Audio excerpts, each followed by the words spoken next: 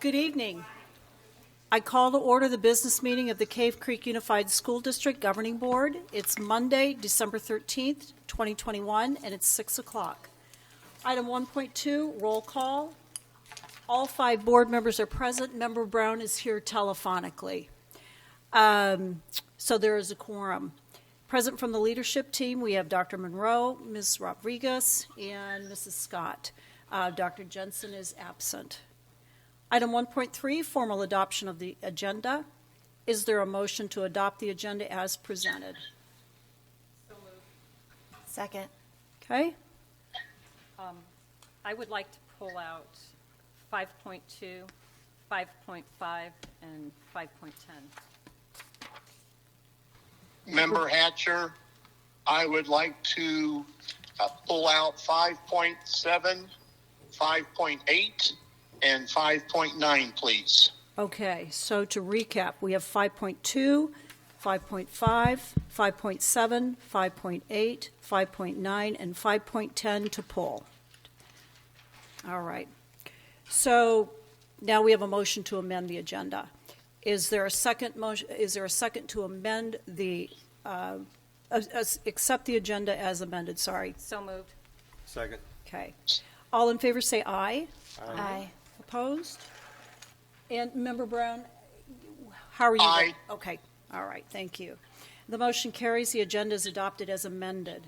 Item 1.4, call to fill out forms for call to the public. And we have some forms. Okay. All right. So, Ms. Rodriguez, we do have forms, and so that'll be 3 minutes apiece when we get to that. Item 1.5, Pledge of Allegiance. We have some students from Horseshoe Trails. Owen Petinato, a first grader. Connor Leschner, first grader. Caitlin Leschner, third grade. Jacob Coleman, second grade. And Micah Coleman, fourth grade. So would you please stand for the pledge? Trent Olson. Is he here?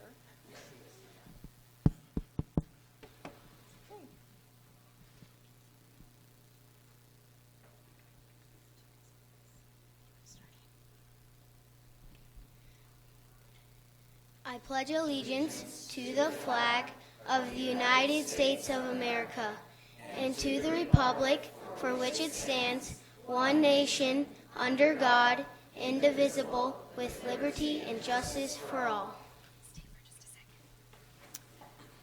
Thank you, kids.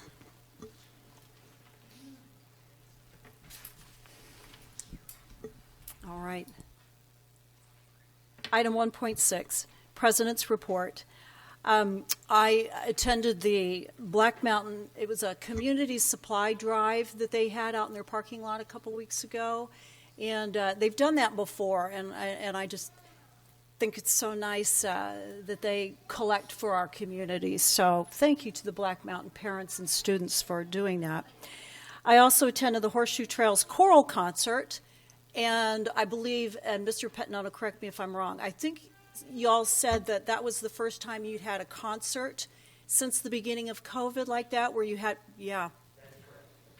And it was full, and the kids sang, and then we had audience participation, so it was really neat.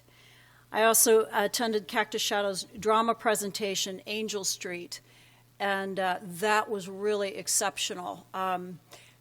The cast was small, and so the actors had very sustained parts, and they were just excellent. So that was great. I attended a budget webinar via Zoom through the ASBA, and that is it for me, except I'd just like to say everybody have a nice break and enjoy your families. Thank you. Board? I attended the Future Falcon Night at Cactus Shadows, and it's really nice to see the enthusiasm for our up-and-coming Falcons. I was at the most recent Employee of the Month breakfast, so congratulations to all of our staff who were recognized. I was at Horseshoe Trails last week. Time flies, so last week for the superintendent's coffee, and it was nice to see several community members were there. And I also fit in a wrestling match at Cactus Shadows, and I forgot how stinky the gyms are with wrestling. So it's probably the only one I'm going to be at. And happy holidays to everyone, and enjoy your break. Anybody else? You want to go? All right. I also was able to attend the Black Mountain Gives Back event. Actually, even with my large van, I was then able to drop all the food to Foothills Food Bank, and it filled up the van, so that was neat to see all of that happen. I also got to attend Future Falcon Night. I want to say Stinger because I have a Stinger, and I can't believe he's going to be a Falcon. So that was fun to see all the clubs and activities that are available at the high school for next year. And then also was just at the STMS barbecue, so got to eat lunch with my son and enjoy a hot dog and say hello to other kids that we know and do life with, so it's great.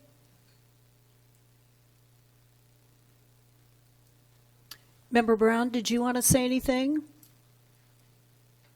Unfortunately, I've been out of town, so happy holidays to everyone from cold and windy central Illinois.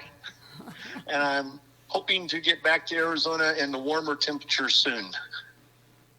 Thank you. Item 1.7, Superintendent's Report. Dr. Monroe. President Hatcher, members of the board, I'll actually defer the superintendent's report to 4.1, the mid-year state of the district. All righty. Okay, item 2, presentation of awards for schools and departments. 2.1, Horseshoe Trails Elementary School Excellence Awards, presented by Dr. Court Monroe and Mr. Aaron Pettinato. Testing. Okay, Mr. Pettinato, come on up.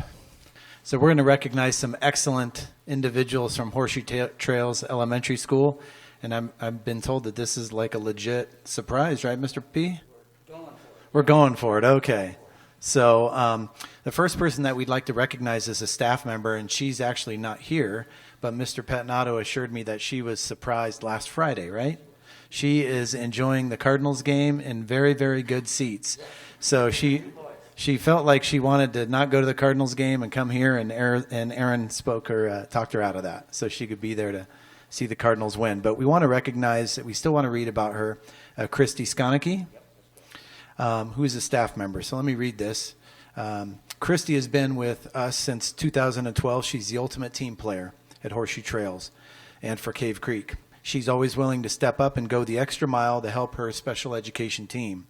At school, she's asked to cover duties of absent employees, help with recess supervision, and serves as a district representative in IEP meetings when administration's unable to attend. District-wide, she has covered student services at other schools to help cover maternity leaves and other leaves of absence, and she volunteered to provide service minutes to our private school students in the community. Most importantly, she always advocates for her students and their needs, and she stays student-focused. Simply put, she's about all the students, and our kids adore her for it. When they see her on campus, they beg her to take them back to her room to play games. Learning is fun with her, and she gets results. The growth and gains our students make under Mrs. Skonecki's tutelage is impressive, to say the least. They're truly in the best of hands. Finally, with professional colleagues and families, Christy always has a smile on her face, has a great attitude, and remains solutions-oriented. Her communication skills and ability to build positive rapport with others is second to none. She's an ambassador for our district and schools, a phenomenal teacher, and an even better person. We're very lucky to have her leadership at Horseshoe Trails. Thank you, Christy, for all that you do. How about a round of applause for Christy?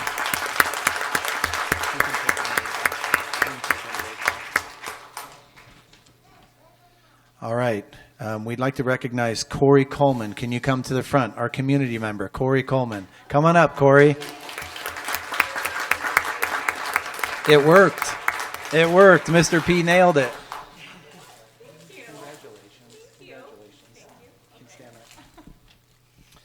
Okay, I'm going to read this about you, okay? All right. Corey Coleman is a parent of 2 stallion students on our campus. She's heavily involved in our school in a multitude of capacities. She served on our school site council for 2 consecutive years. She's an equine facilitator and is at every horsemanship class with our kids. And this year she was brave enough to join our PTO as an executive board member. You are busy.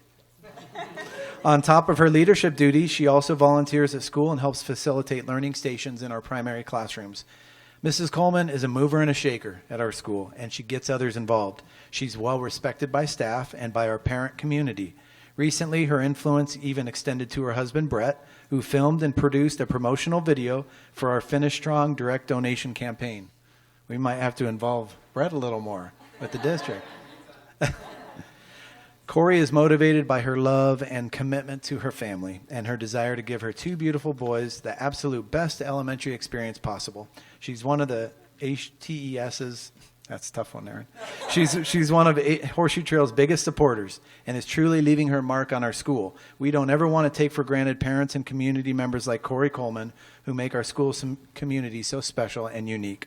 Thank you, Corey, for supporting our school and our Stallion students. We're so grateful for your leadership and service. Congratulations.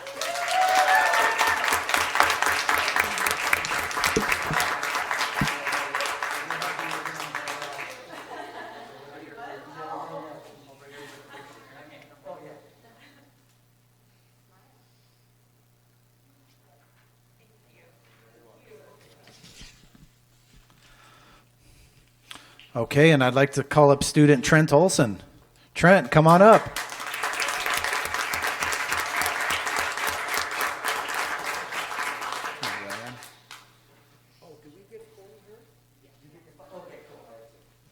Hey, congratulations. He probably thought he was doing the Pledge of Allegiance, and he's here for this. Here, stand up here by Mr. P and I. Okay, I'm gonna read some stuff and embarrass you. Okay, some good stuff about you. Okay, Trent is a 5th grade Stallion leader on our campus. He truly cares about his school, teachers, and friends, and he's always doing the right thing and making good choices. That is wonderful. No matter what's going on in class or at recess or in the lunchroom, Trent can be counted on to model and demonstrate what Stallion Strong behavior looks like. His parents are going to get this, right? Yes. Okay. This is great. I love reading this. You're doing right. You're doing right, Mom and Dad. His teachers rave about his leadership, his work ethic, and his kindness towards his peers. He's intrinsically motivated to do well behaviorally and academically, and Trent is not just respectful to teachers and support staff, he's very kind and respectful to all of his classmates as well. He's sincere, kind-hearted, polite, and mature beyond his years. According to his teachers, Trent listens with intention and purpose. He thinks deeply about what's being taught through eye contact and attentive body language. Trent is the first and sometimes only one to pick up drop papers, put away Chromebooks, or do other tasks that have been asked to do. So do you have a pretty clean room? You do? Okay, that's good. That's great, Trent. He greets people using eye contact and a smile each day. All in all, Trent does the little things that make a big difference. He's a great kid with fantastic integrity and is a role model for all our students. Thank you, Trent, for always being Stallion Strong. Congratulations.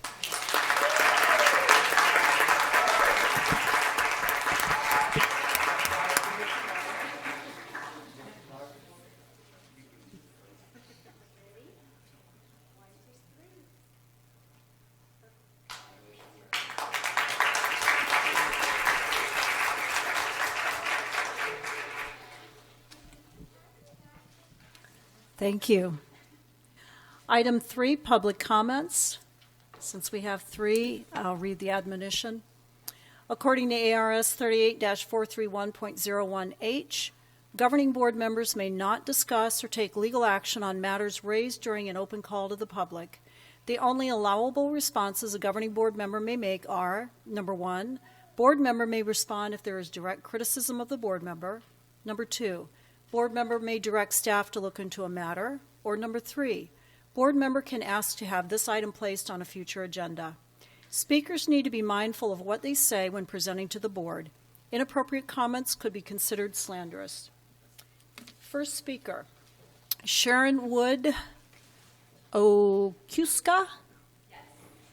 Come on up. Yeah, come on up to the podium. Yeah, thank you. Hello, everyone. Can you hear me? Okay. This is my first time attending a board meeting, so thank you. And I definitely want to become more of an advocate for my children. I have 2 children at Cactus Shadows High School. We've been in this district for 6 years. I have 3 concerns that I'd like to just tell the board. One being the bathroom vandalism at Cactus Shadows High School and the continued closures of the bathrooms for students and faculty at the school due to vandalism. It is an ongoing problem. It has been ongoing since my son, who is now a junior, has been a freshman. And there's been several tens of thousands of dollars of damage at the high school.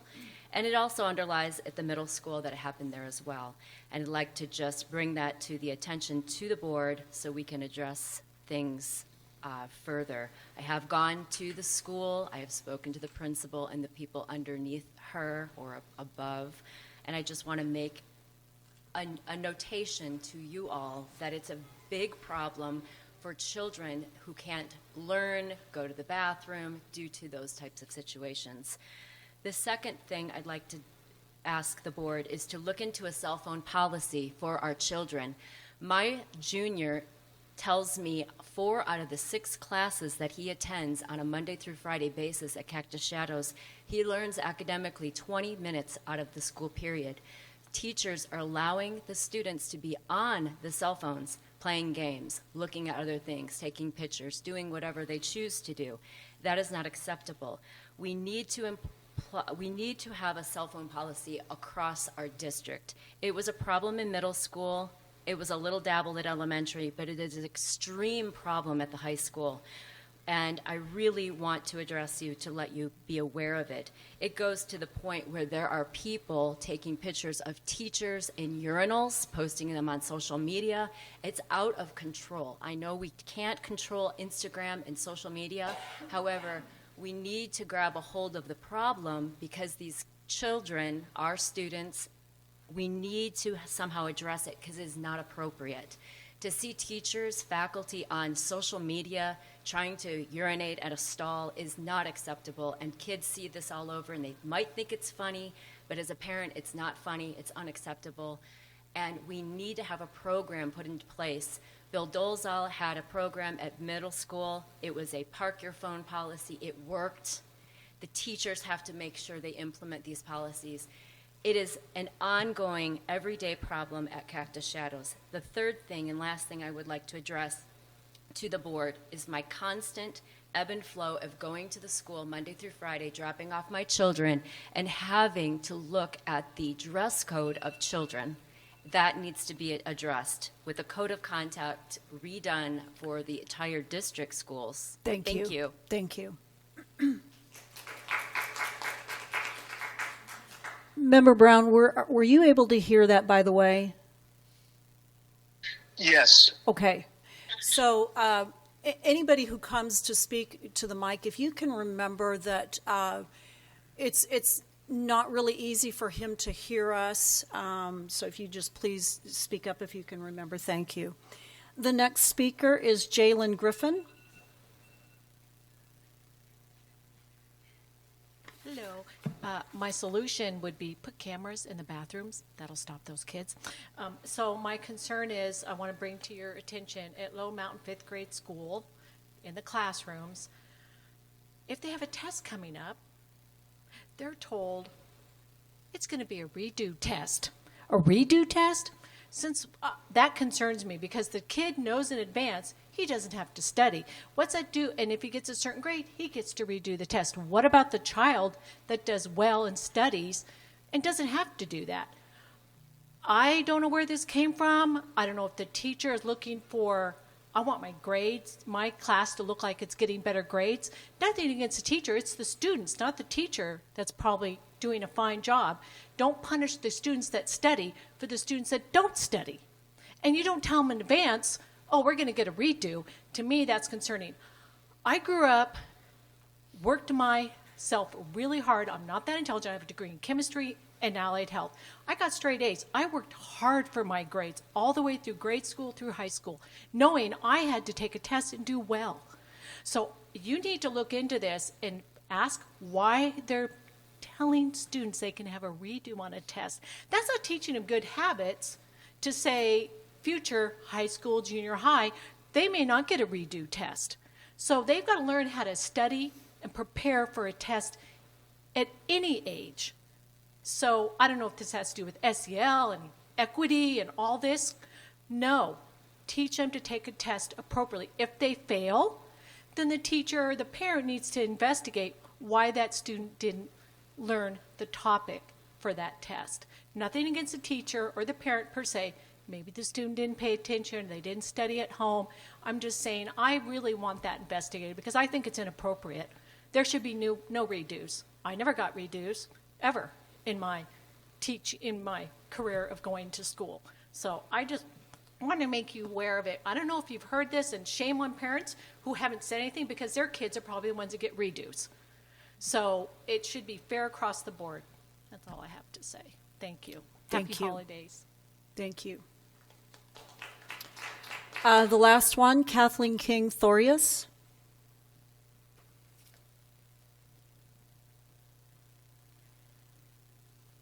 Good evening, President Hatcher, Dr. Monroe, members of the board, and the community. I'm here to express my appreciation for a couple of things. One is I want to acknowledge the educators who came and spoke at the last board meeting and talked about what they're experiencing in a really challenging social and political context, including here in our community. And so I very much appreciate their courage and their authenticity in sharing what they're experiencing every day. I also want to appreciate the fact that you are working from where I sit, from my perspective, to continue to build relationships and to use that word we've been hearing thrown around a lot, transparency and collaboration with the community. An example that I saw recently was the ongoing fiscal presentations, but also the meetings with community members in order to learn more about the budgeting process. To me, from where I sit, that is an example of community collaboration. And then finally, I want to appreciate the principals and leadership within the school district who have worked over the last couple of years in a tremendously challenging context, hearing lots of different perspectives, having to navigate sometimes perspectives and opinions that aren't presented with respect and appreciation of the hard work they're doing. I want to acknowledge principals and administrators for what you're doing in this context. It takes a lot to be an educator these days. It truly does, and I want to appreciate the work of the board, our educators, our administrators, and thank you for your work to collaborate with us as a community. Thank you. Thank you, speakers. That wraps up public comments. President Hatcher, in light of these public comments that were made, would it be possible to address policies on the school campuses in a board meeting? So you're directing the administration to look into that, right? Okay. Okay, Member Busby, so you'd like me to look into the Cactus Shadows concerns and then the Lone Mountain concern? Yes. Got it. Thank you. Item 4, presentations, information, reports. 4. Go ahead. Sorry, I was anxious. 4.1, mid-year State of the District, presented by Dr. Court Monroe. I'm just so excited. I was excited to jump in there, President Hatcher. So, President Hatcher, members of the board, happy holidays to you. I'm ecstatic to be able to read over kind of a mid-year State of the District. I'm simply going to read through, and you can follow along on the screen. Lots of accolades, lots of things to be proud of here in the first semester. Cave Creek rated number 1 for a second year in a row as the best school district in the Northeast Valley, according to the North Valley Magazine. Cave Creek students on their AZM2 scores that we received after the beginning of the school year, we tested significantly higher than the state average in all grade levels. Our advanced placement scores from Cactus Shadows, the passing scores were significantly higher than the state. As the board is aware, we offer signature programs at our preschool to 6th grade elementary campuses: performing arts, STEAM, Spanish, Mandarin Chinese, horsemanship, and French. Cactus Shadows High School had 15 IB students who received their diploma. That's 100% of the cohort. That's something to be proud of. Teachers have met during each of the half days in their grade level or their department or their content area professional learning communities. The elementary teams are all using a common assessment to ensure greater curricular consistency so that our students can achieve at higher levels. We continue to have a very high percentage of NBCT teachers, National Board Certified teachers.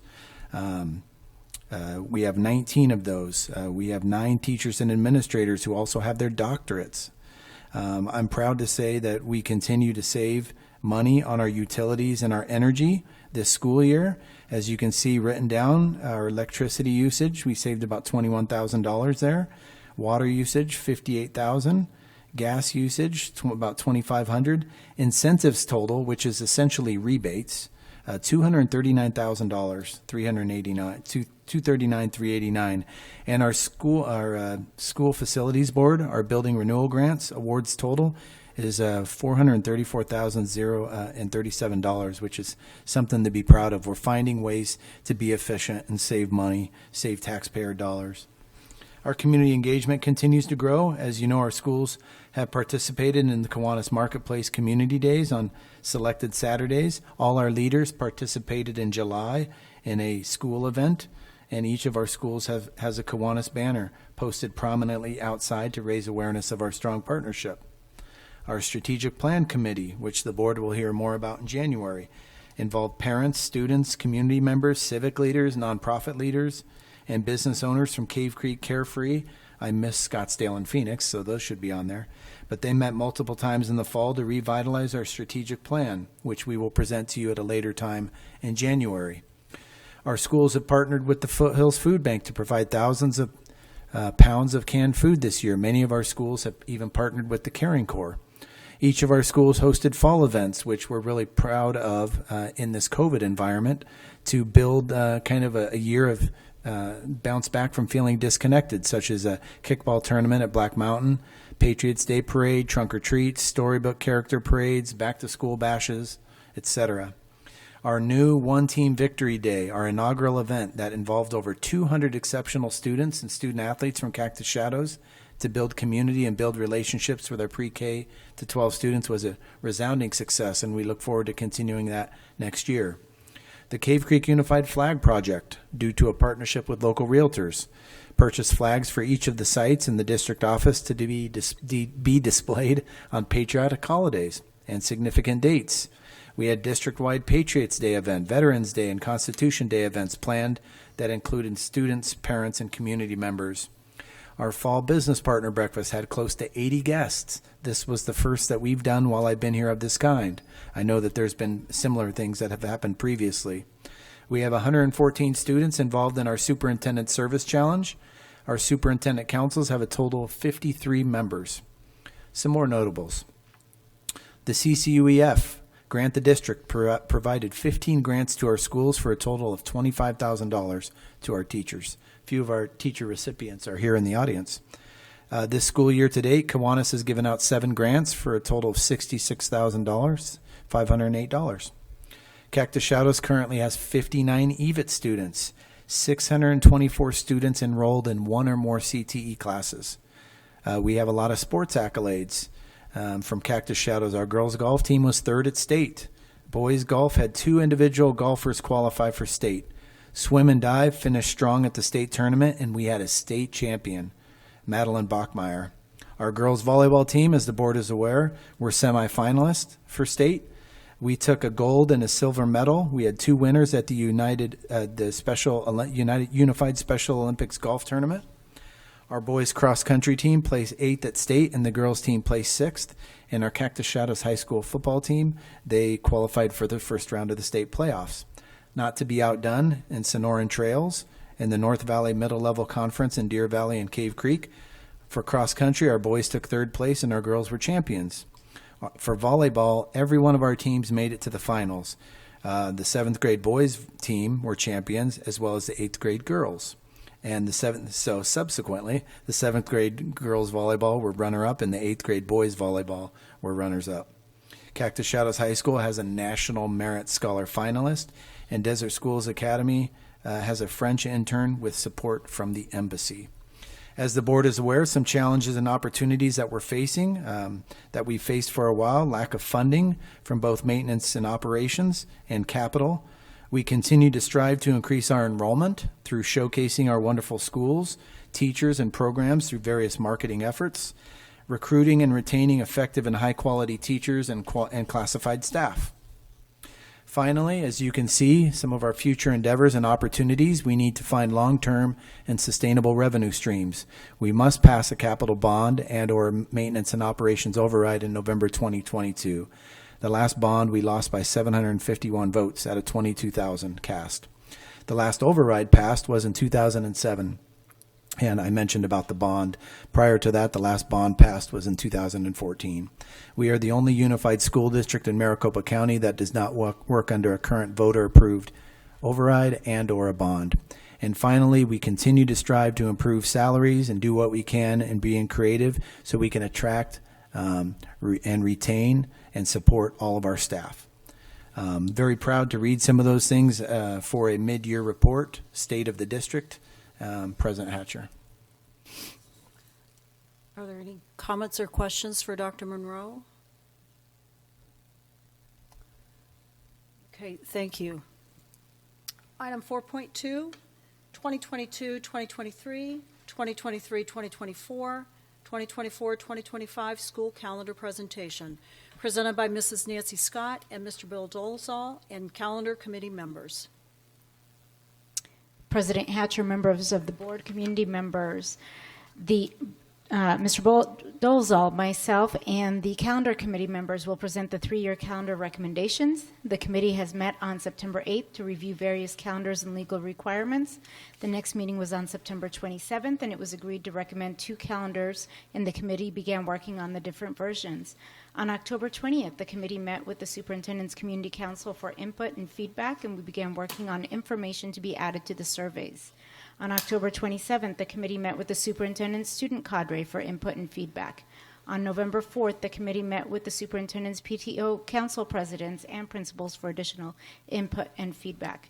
The final meeting was on December 1st to review all of the recommendations and the survey results. The consensus was to recommend the 1-2-1 calendar, which consists of 1 week off for fall break, 2 weeks off for the winter break, 1 week off for spring break, with a 90-minute early release Wednesdays to allow teachers to collaborate and provide targeted interventions for their students to systematically improve student achievement.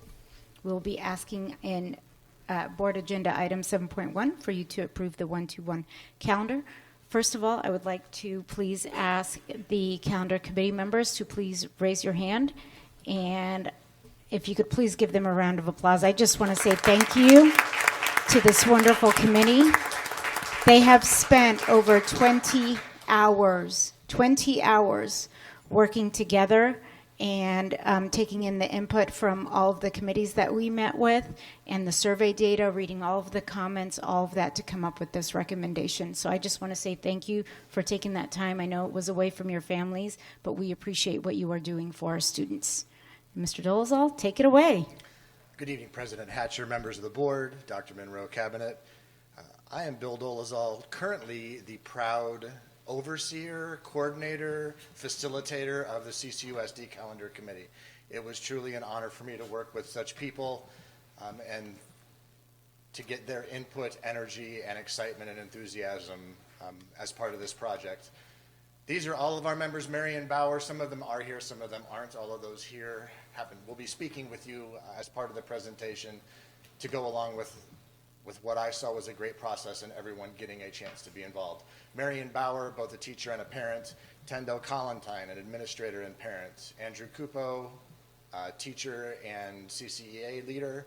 Jessica Cresswell, teacher at Horseshoe Trails. Myself, Jim Grosso, ECS and Desert Willow parent.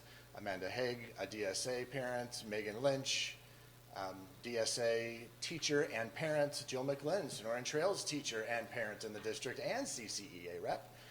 Annette Mclean, and Annette, former employee, and as well as a Cactus Shadows, Black Mountain, and Lone Mountain parent. Cindy Miner, Desert Willow employee and parent. Jessica Morgan, Lone Mountain employee.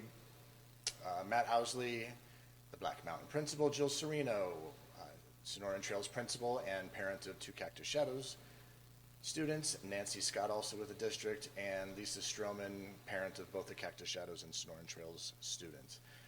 With that, I'm really going to turn over to a wonderful team that you'll get to meet a little bit and hear from them in terms of what we did and really most importantly why.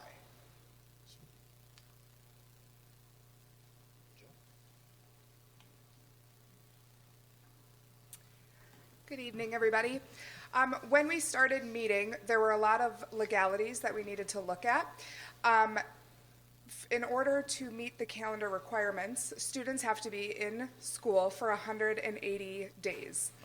What we tried to look at, and we tried our best, is to split those 90 days in the first semester and the second semester. For teachers that only teach a semester class, it can be really difficult if we had it lopsided and had 85 days in semester 1 and 95 days in semester 2. So we did try our best to keep those at 90 days on each semester.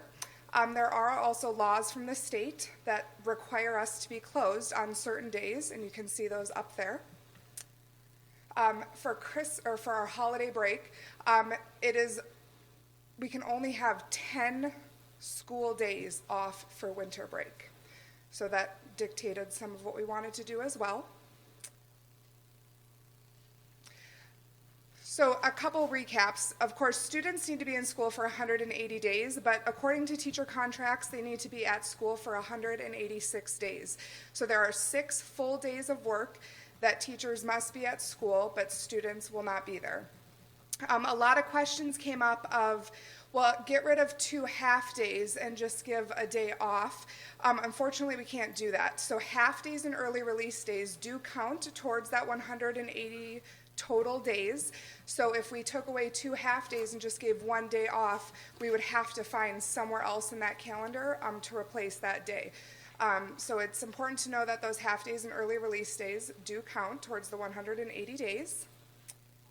And lastly, the federal holidays that you see here are required that we need to take off of school. So currently we are already doing that, and then we did plug those in for the next 3 calendar school years.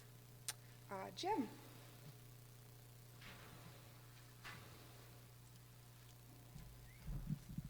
Thank you and good evening. September 8th is when we kicked off our first calendar committee. As you can see, there was a lot of parents, staff, everybody had buy-in for the school district. We reviewed the legal requirements, we did a review of students and teacher days, we reviewed all the holidays, and then we came to the most important question of why are we taking a look at the calendar? The biggest reason and the only reason is because we wanted to develop a calendar that was based on students, what's best for their learning, what's best for their achievement. And that is why we have decided to change the calendar, because we wanted to gear it towards the students to give them the best opportunities possible. We also took into consideration calendars from other school districts across the valley to see where we were compared to everybody else. On September 27th, we agreed to come to 2 calendar recommendations. 1-2-2-1, which is a 1 for the fall, 2 for the winter, and 1 for the spring. Or a 2-2-2, which is 2 for the fall, 2 for the winter, and 2 for the spring. The groups began to work on different versions of how we can all incorporate it in the timelines of the year for the school. And then on October 20th, we reviewed and updated the calendar options. We started working on information to be added to the surveys. We wanted to get this survey out to the community with all the information to be transparent for them so we could get their buy-in and feedback. We met with the superintendent's community council, and then we developed a pro and con activity of each of the calendars to see which one would line up best for our students. Jessica?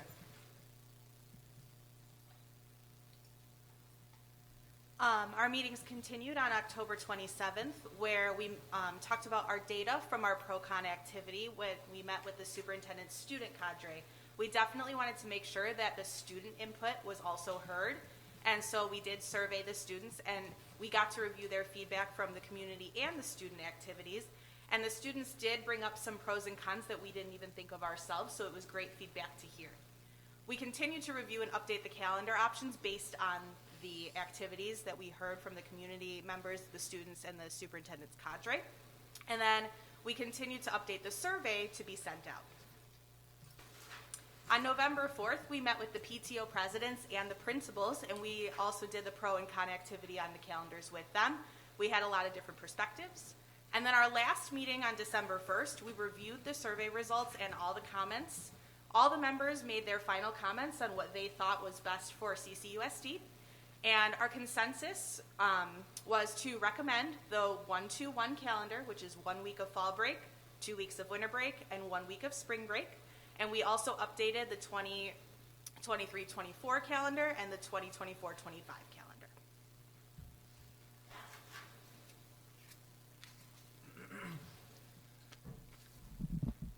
So the survey that went out, as you can see on this slide here, it does show that we were able to collect over 2,000 responses. And as a part of that, we had students, parents, and staff represented. So we were happy that we were able to get it from each of those different groups of people. And as a part of all of those responses, you could see that there is a wide range of grades that are represented from preschool all the way through 12th grade. And then some people who are staff members might not have kids, but you can see even though, like in that first slide, a lot of people that are staff members are also parents in our district. So the two things that were asked in terms of, or what was said earlier about having either a 1-2-1 calendar or a 2-2-2 calendar, as you can see, it was really pretty overwhelming with over 61% of the parents, and I guess all of the responses favored a 1-2-1 calendar. The other thing that was asked is about a time for our teachers to meet together, or some PLC time, and that is time to collaborate and work together. And really it was asking about either a late start or an early release. And as you can see, there was, again, a lot of support for an early release. The one thing I'd like to point out about those last two slides is that, as you can see earlier, it was mentioned that we are putting forward a calendar that says that we should have an early release and a 1-2-1. We really mirrored what was given to us by our survey results. So we wanted to make sure that we really took that into consideration, what we were being, or the feedback that we were receiving from that. Jill? Okay, so as Matt just shared, we made the recommendation to have a 90-minute early release, and we would use that time for professional development. I do want to read for you the definition. So many times we educators get accused of having acronyms, of using acronyms that nobody else knows what we're talking about. So professional learning communities, or PLCs, as we've alluded to, they are professional learning communities are groups of teachers who meet regularly as a team to analyze current levels of achievement, set achievement goals, identify essential and valued student learning, develop common formative assessments and summative assessments. So this would be mini assessments throughout the week as well as the end of the unit tests. They share strategies and then research best practices. The expectation is that this is collaborative, and it's an effort that will produce ongoing improvements in student achievement. So for me, the notion that this community, or that this committee would propose that we have this time where we can come together as a community to discuss what's best for kids. What are we doing in our classroom that's working? What's not working? What can we do to better our practices? And have that time where it's scheduled, where that's our focus.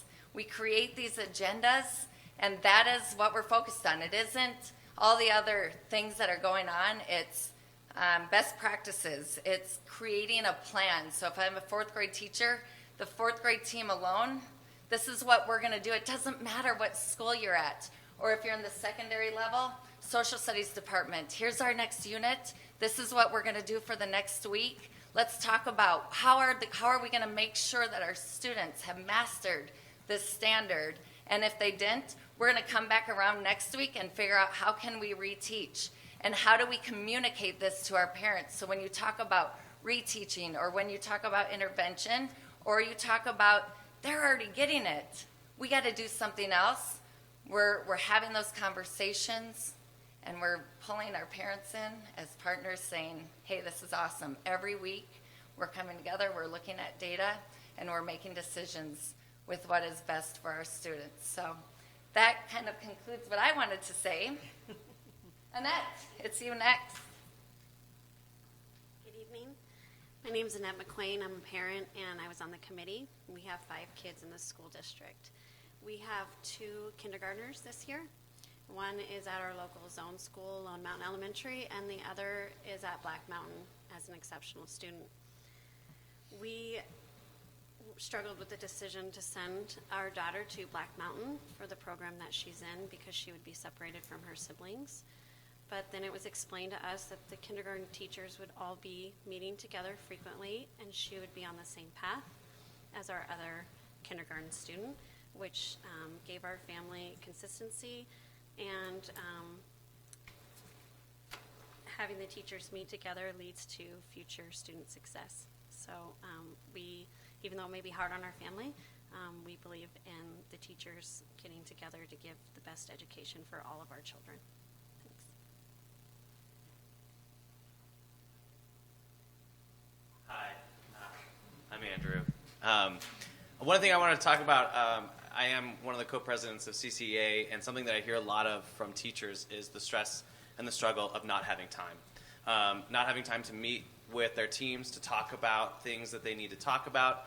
And in particular, at Cactus Shadows, we have a specific challenge, which we have a lot of new teachers. We have a lot of teachers who haven't been in the classroom before and need help. They need support. And one of the things that we'll be able to do with our PLCs is be able to meet and support those teachers to benefit our students, provide them with tools and resources and useful information that will help them increase their ability to teach. And it will take a little bit of that load off of those veteran teachers from having to find or give up time to be able to do that. Things like giving up their lunch or giving up time that they had set aside to do grading and other things will be an extreme benefit.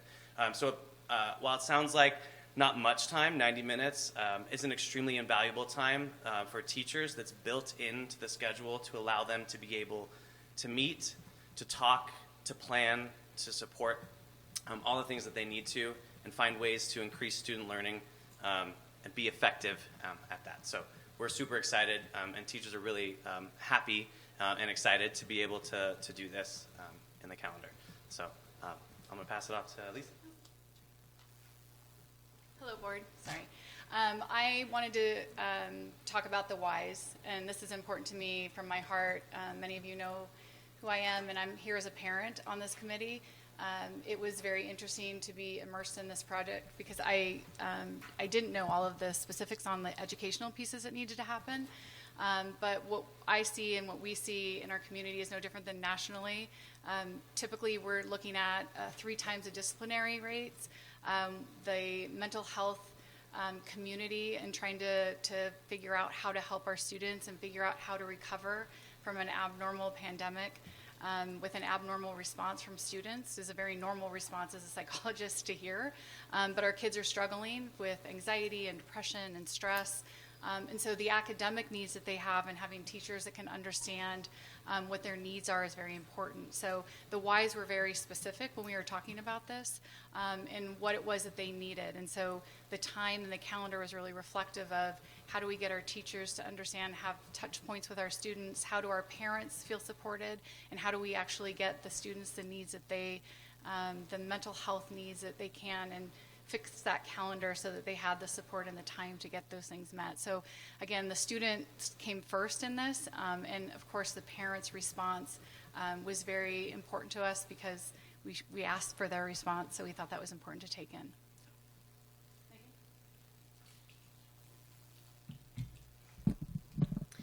Hi, sorry, my name is Megan Lynch, and I teach at Desert Sun Academy. This year I teach both 4th grade and 5th grade.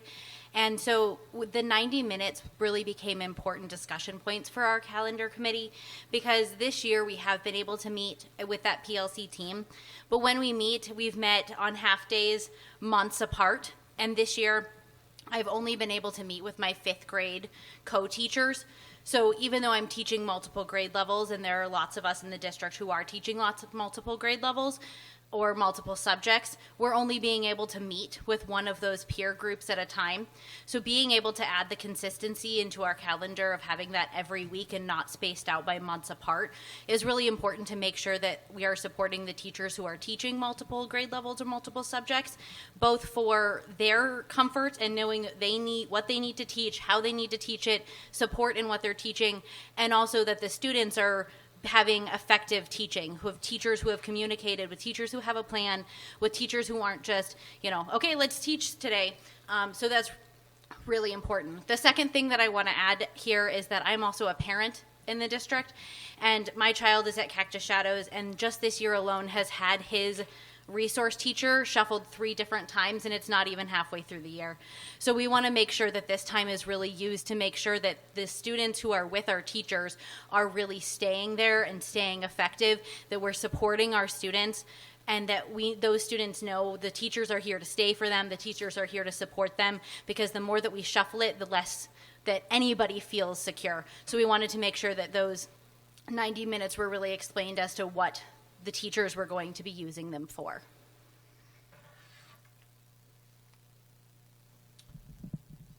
So hopefully it has become painfully evident to you all, as it is me, why I am so proud to represent this group as its facilitator. I would like to ask for one more round of applause for all of the people that serve on this. Again, I appreciate them so much, and with that, President Hatcher, members of the board, we open it up for questions. Questions? I don't have any questions, but I did want to comment on a couple of things. First, as a teacher, this is very similar to some of the places that I'm working or have worked, and there is a big difference between a couple of days off in fall and that whole week. So that's huge for parents and students and teachers. So I commend you that. And the other thing, this PLC thing, I'm just sitting here blown away by this, because in the district I'm in now, PLCs are after school. So you have to meet after school every week. It's an hour and a half every week that is additional. And in other districts, it's been at your lunchtime. So that's time when you're not getting it. So having this built in like this, so you can do this every week, it's really fantastic. Thank you, President Fortney. I'd just like to add that the week off does come at the end of quarters, and we really are going to work with our teachers to make sure that it is a break. It is not, there aren't projects due when you get back, because then there is no break.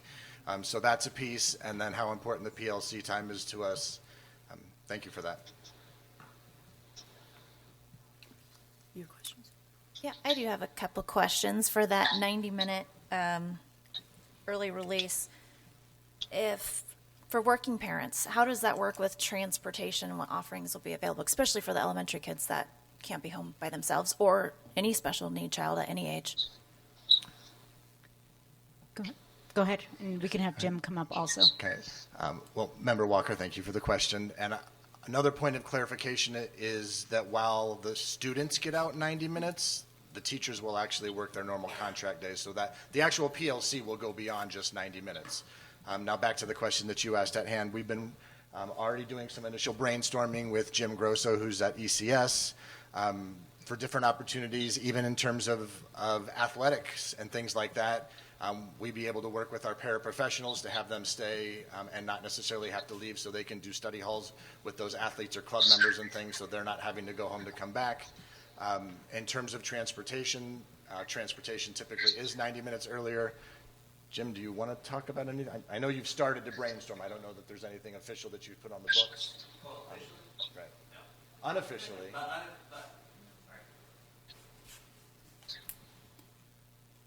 That was a definite reaction when that first came out, and as part of ECS as the manager, I know it's our responsibility to make sure we provide a safe, secure, timeline area for those kids that do have the working parents, me being one of them, in our after-school programs at each of the elementary sites, specifically for elementary. And we also have touched on ideas for possible things for the junior high.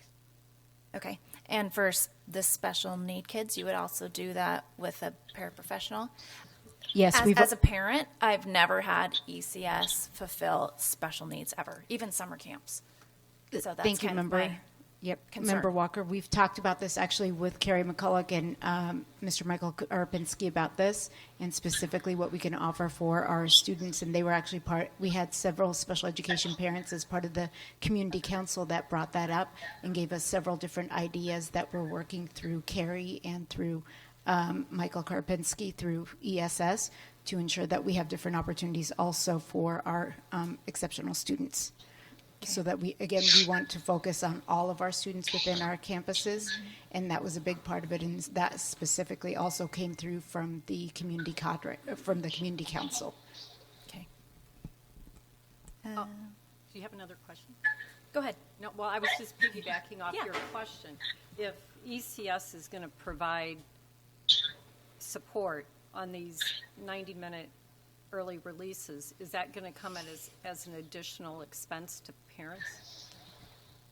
Thank you, Member Busby. Yes, it would be through, we would look at a different cost for those students. One of the options that we've been discussing is specifically just for those 90 minutes, and parents would still be able to come in and pick up their child at their normal time at a reduced rate. And so we're working with Jim and Patty and ECS to look at those and look at exactly what is a cost-effective amount for our parents, because a lot of our parents are still going to be able to still pick them up at that normal time. So it's a reduced 90-minute time. And even right now, and correct me if I'm wrong, please, Mr. Grosso, but even now when we do have half days and things like that, those people that are already in the after school or before school program just come as part of that, as part of their piece. So that would roll over in terms of the same thing. If you're already in the after school program, after school just starts 90 minutes earlier. We want to have options for those students who are outside of that normal, and it's that Wednesday. So let's assume at one of the elementary schools, 3/4 of the enrollment at that campus decides they're going to partake in whatever is being offered as the extended whatever. Is there the manpower and the facility to take care of these kids? Member Busby, what an awesome problem to have. Yeah. Yeah. Yes, Jim has already looked at those pieces and looked at the sites and exactly space for all of those. So that was actually part of our discussion because, again, we wanted to ensure that we had opportunities for all of our students. So let's say 75% of our kids needed to stay. We'd still be able to facilitate for all of those students during that time period. And much of that workforce could come from our paraprofessionals who otherwise would be done at that 90-minute time. So we do have people that are in place that would be able to shift.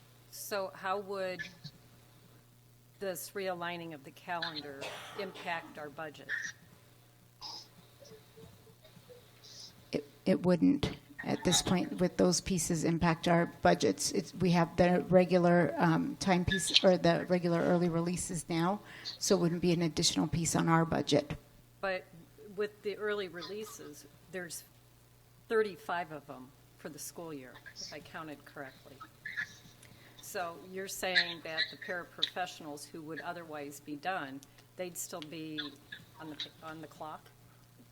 If they were needed, and if there were enough people that needed to stay for the extra time, it's an option. Again, No, that has I not been set understand. in stone. But in terms of costing a budget, our goal is to make it budget neutral in terms of where we're not out to make money, but being fiscally responsible, we're not out to lose money either. And I'm not trying to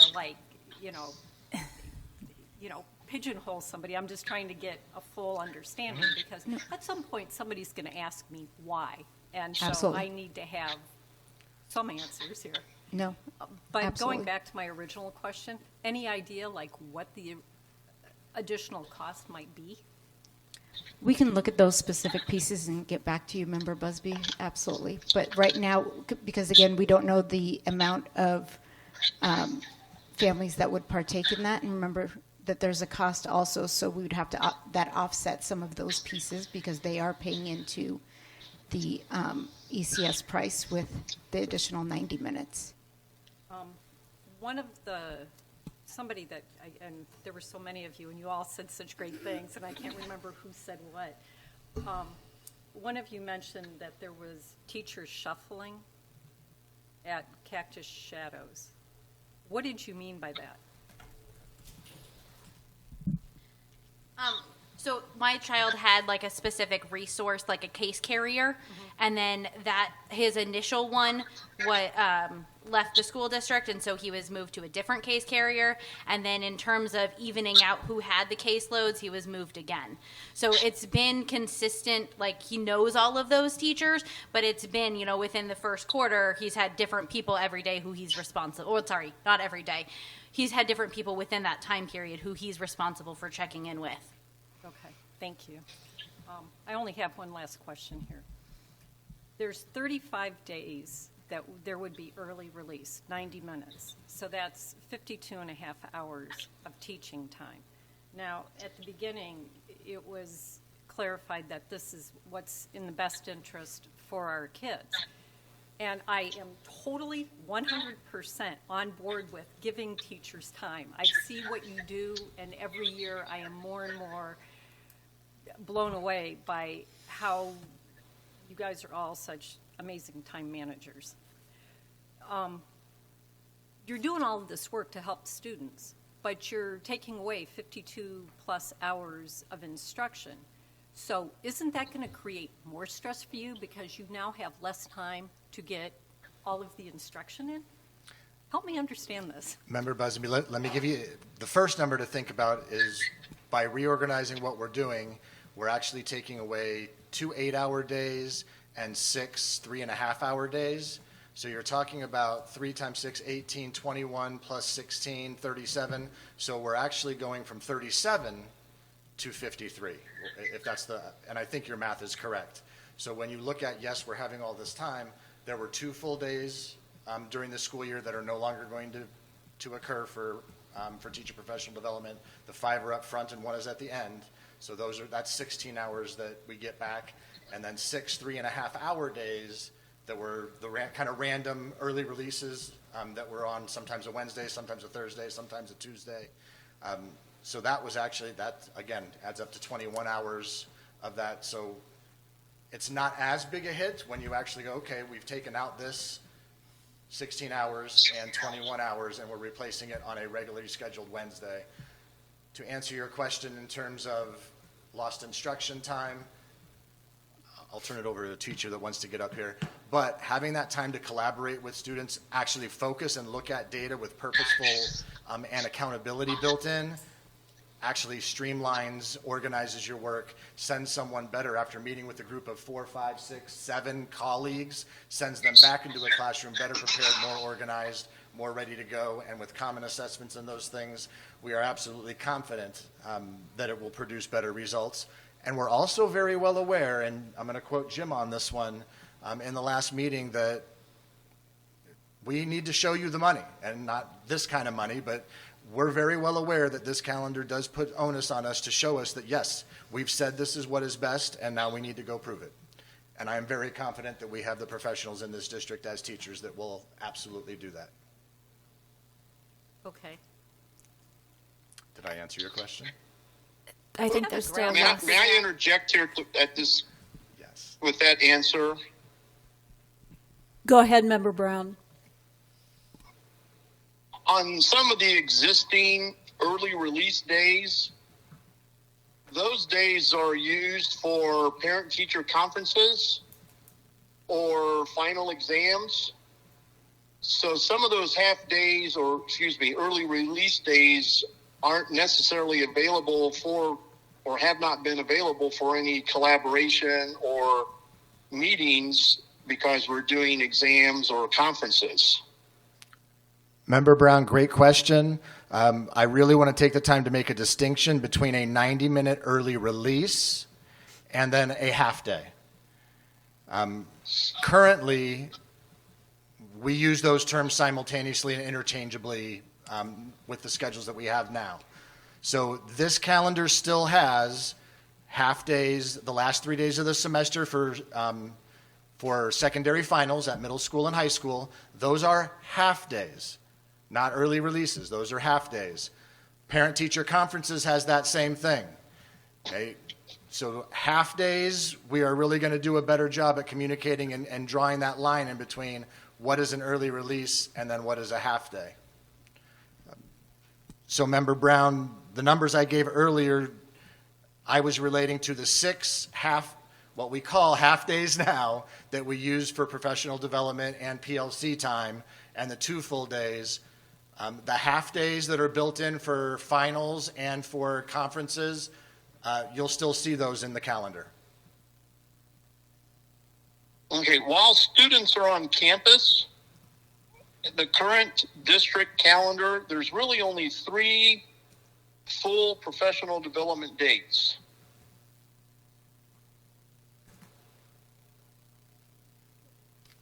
Member Brown, I'm not understanding your question.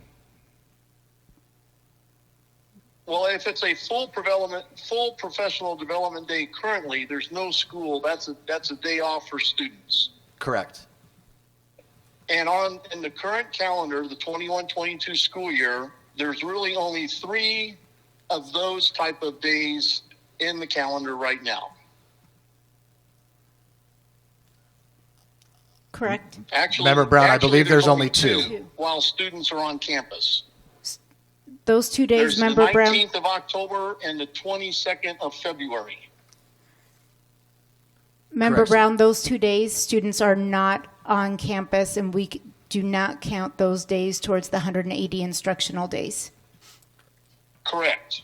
Now, on, let's say, the 2 days for parent-teacher conferences in October, the 14th and 15th, the 3 days in December, the 15th, 16th, 17th, those on the calendar are listed as early release days. So now you're saying now those were actually should be considered as half days? That is what they will be called in the calendars going forward. The time will actually be a little bit longer. That was not the calendar committee's purview to discuss the length of time for those days. But yes, half days will be more similar to a legitimate half day. I can speak from my time at Sonoran Trails when school started at 7:40 and we were done at 10:45. That's not a half day. It was quite, so yes, we are distinguishing between a 90-minute early release and then what is a half day. And you have listed them correctly, the 3 days at the end of each semester and the 2 days for parent conferences at the end of each quarter. Those are what we refer to as half days. The Wednesday 90-minute are what the calendar calls the early release. Okay, another question about the calendar survey. The slide shows 54.7% were in favor, or the replies were in favor of the 90-minute early release. In the survey, was there also a question, or was there some sort of distinguishing how many days that early release would happen? Or was that just a blanket, would you like late start, early release, or either? Member Brown, I can answer that. In the link that was attached with the calendar options, we indicated in pink those days, and those were all attached to the survey. So they were in the actual survey. So if a parent answered that they favored the 90-minute early release, then they had in the survey a draft of the calendar that showed these 35 early release dates. Yes, Member Brown. Okay. Another question, and I apologize, the sound has been really, really bad. So if this question has been answered, I apologize for asking. One, the 35 early release days, I figured that out to be 52.5 hours of instruction. And if a normal class day is 6 hours, you take out lunch and passing periods and whatnot, I mean, that's almost 9 entire days of school that the students are losing seat time. And I understand of anything, I am a very hard proponent of allowing the teachers to have these professional development days. If you recall my comments at both the October and November board meetings, that's what these days started out to be. And over the years, they've disappeared. They've merged into a full day off. They became days that speakers could come on campus and talk. And we've gotten away from what truly should be the professional development day. I guess my concern is having students at all grade levels missing what figures to be almost 9 complete days of school, the 52 and a half hours that they're not going to be receiving any kind of instruction. That bothers me. That bothers me as a parent. That bothers me as a board member. We're in the business to educate, and I understand we have to align our curriculum and align our teachers. Was there any discussion of maybe working into this? You know, there's 10 months in our school calendar. Maybe do 10 early release days this first year and see how it works. I kind of feel like we're jumping in to the deep end of the pool here with not really knowing what we're getting ourselves into. So I'm concerned that we're going all in and you're pushing all your chips to the table here. And I think the group that's going to suffer is our students. Member Brown. Member Brown, I'm sorry, was there a question within that? We had discussed earlier that time is very specific and targeted with accountability pieces to ensure that during that time, during the school day, that we have the students, that we are ensuring that every one of those minutes that we're providing the students with the intervention and the enrichment that they need. So we are very confident that that will be utilized, especially with the accountability pieces that we have discussed within our committee and even discussed as leadership teams as to what these days will look like. Our number one priority. At the last meeting, we had 5 teachers stand up and give public comment. And if I heard correctly, I believe a couple of them are in the room tonight. And almost all 5 of them made comments about the high stress of the job, and I made the comment, are we asking too much of our teachers? And now we're taking away 52 and a half hours out of their classroom.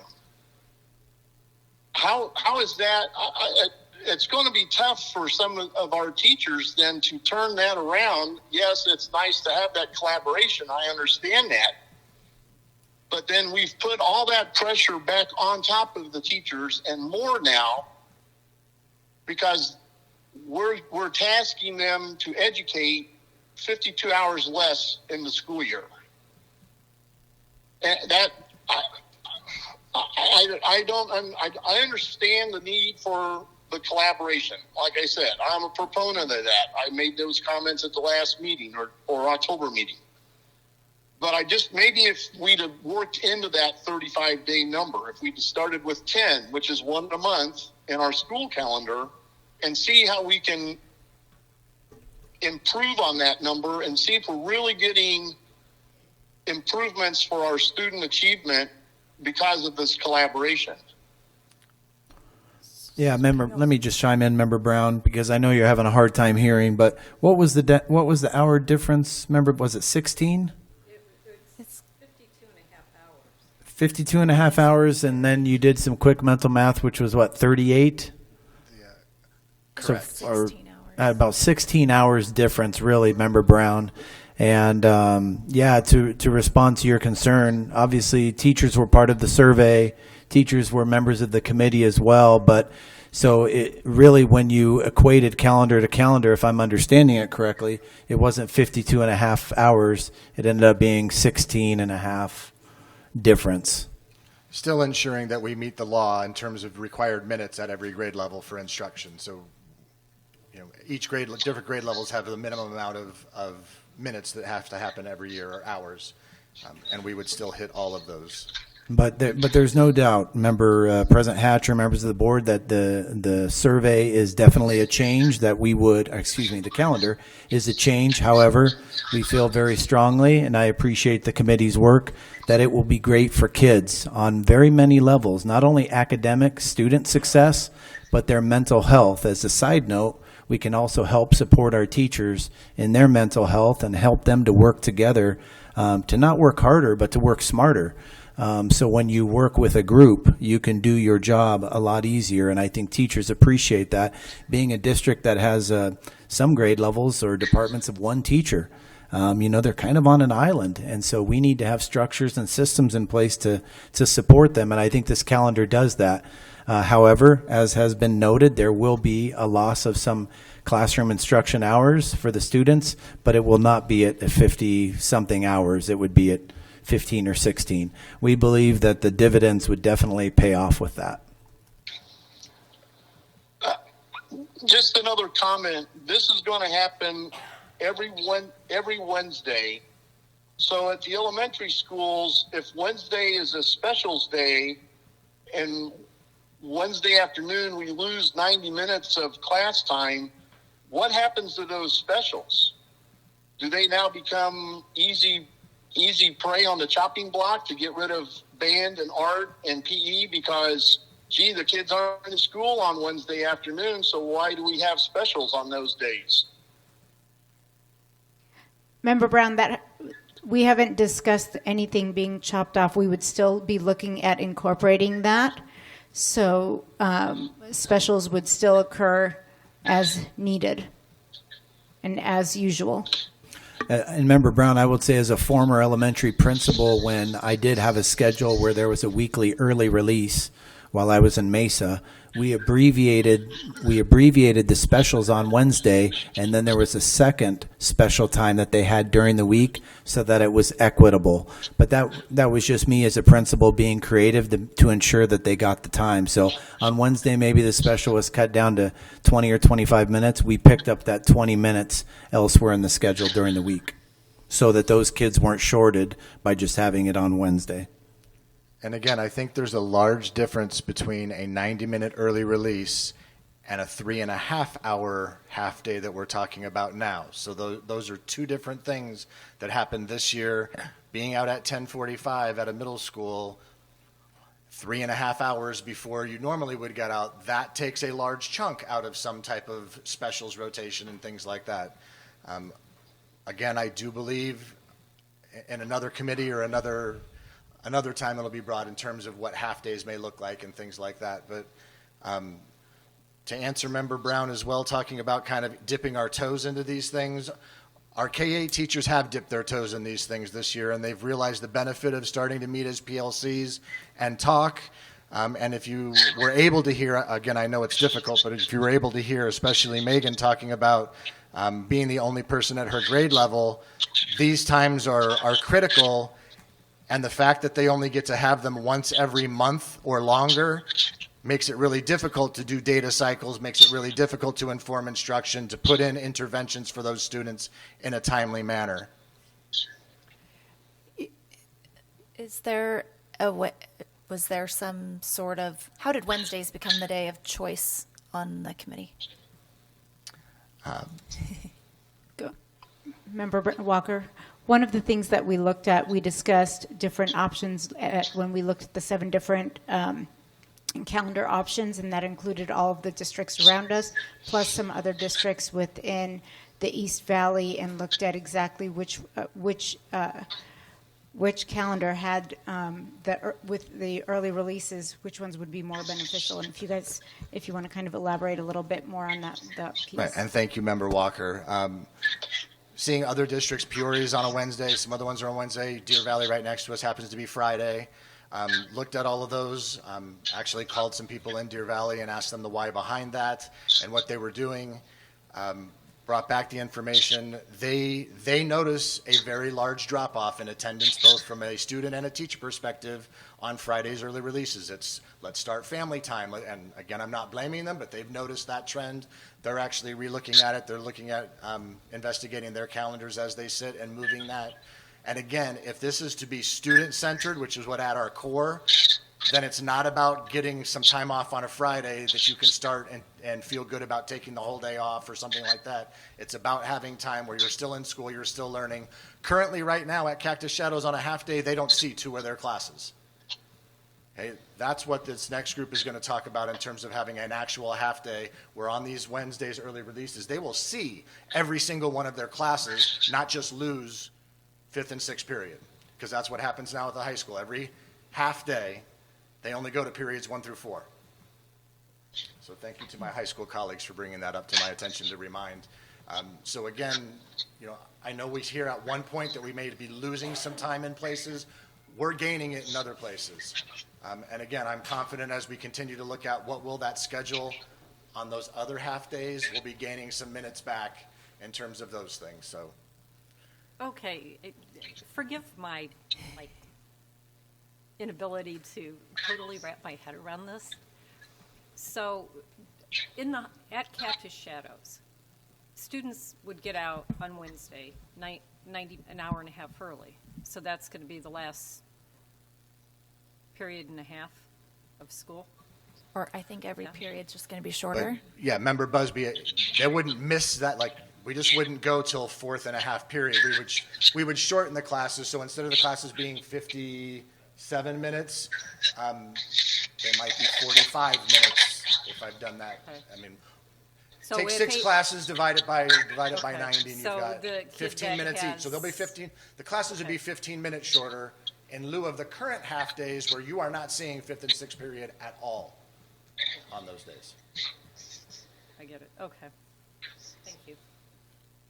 I just want to say I can understand what everybody's saying, and I also think about the perspective y'all have come from. And when I think about inexperienced teachers in particular, and this makes complete sense to me that teachers can brainstorm with one another based on their data and say, my kids really bombed this concept, but your class didn't seem to. What did you do differently? And so when you put those minds together and when they can share strategies, it will accelerate versus this person having to learn as an island.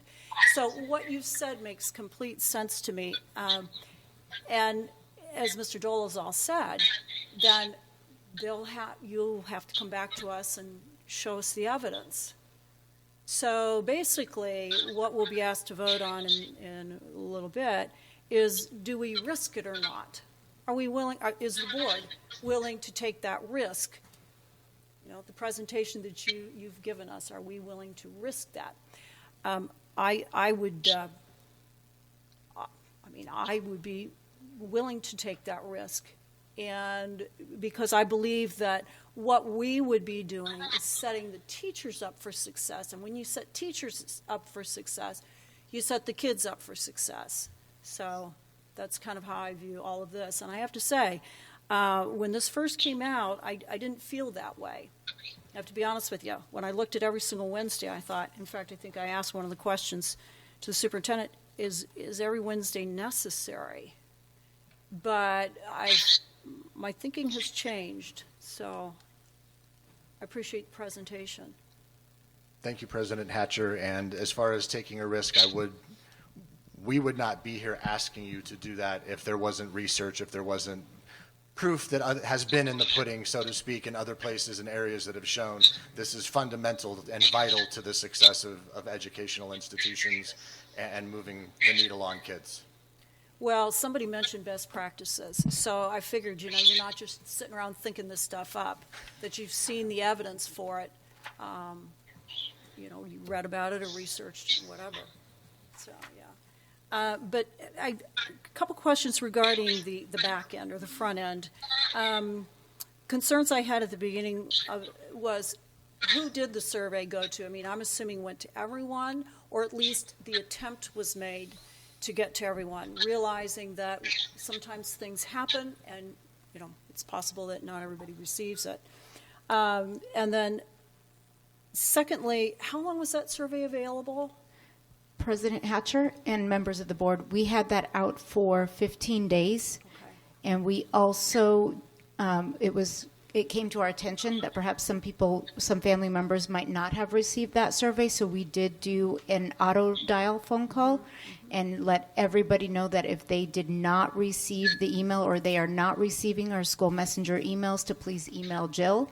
And we had 5 families that did email her to get that direct link. She also sent them directions as to how to opt back into the school messenger, because one of the things that we really discussed is if they're not getting our school messenger information, let's say there was an emergency at the school, that means they're not getting vital information that they might need for their child. So we wanted to make sure that they had that information and were able to opt back in, because what we found is some families had opted out of our school messenger emails.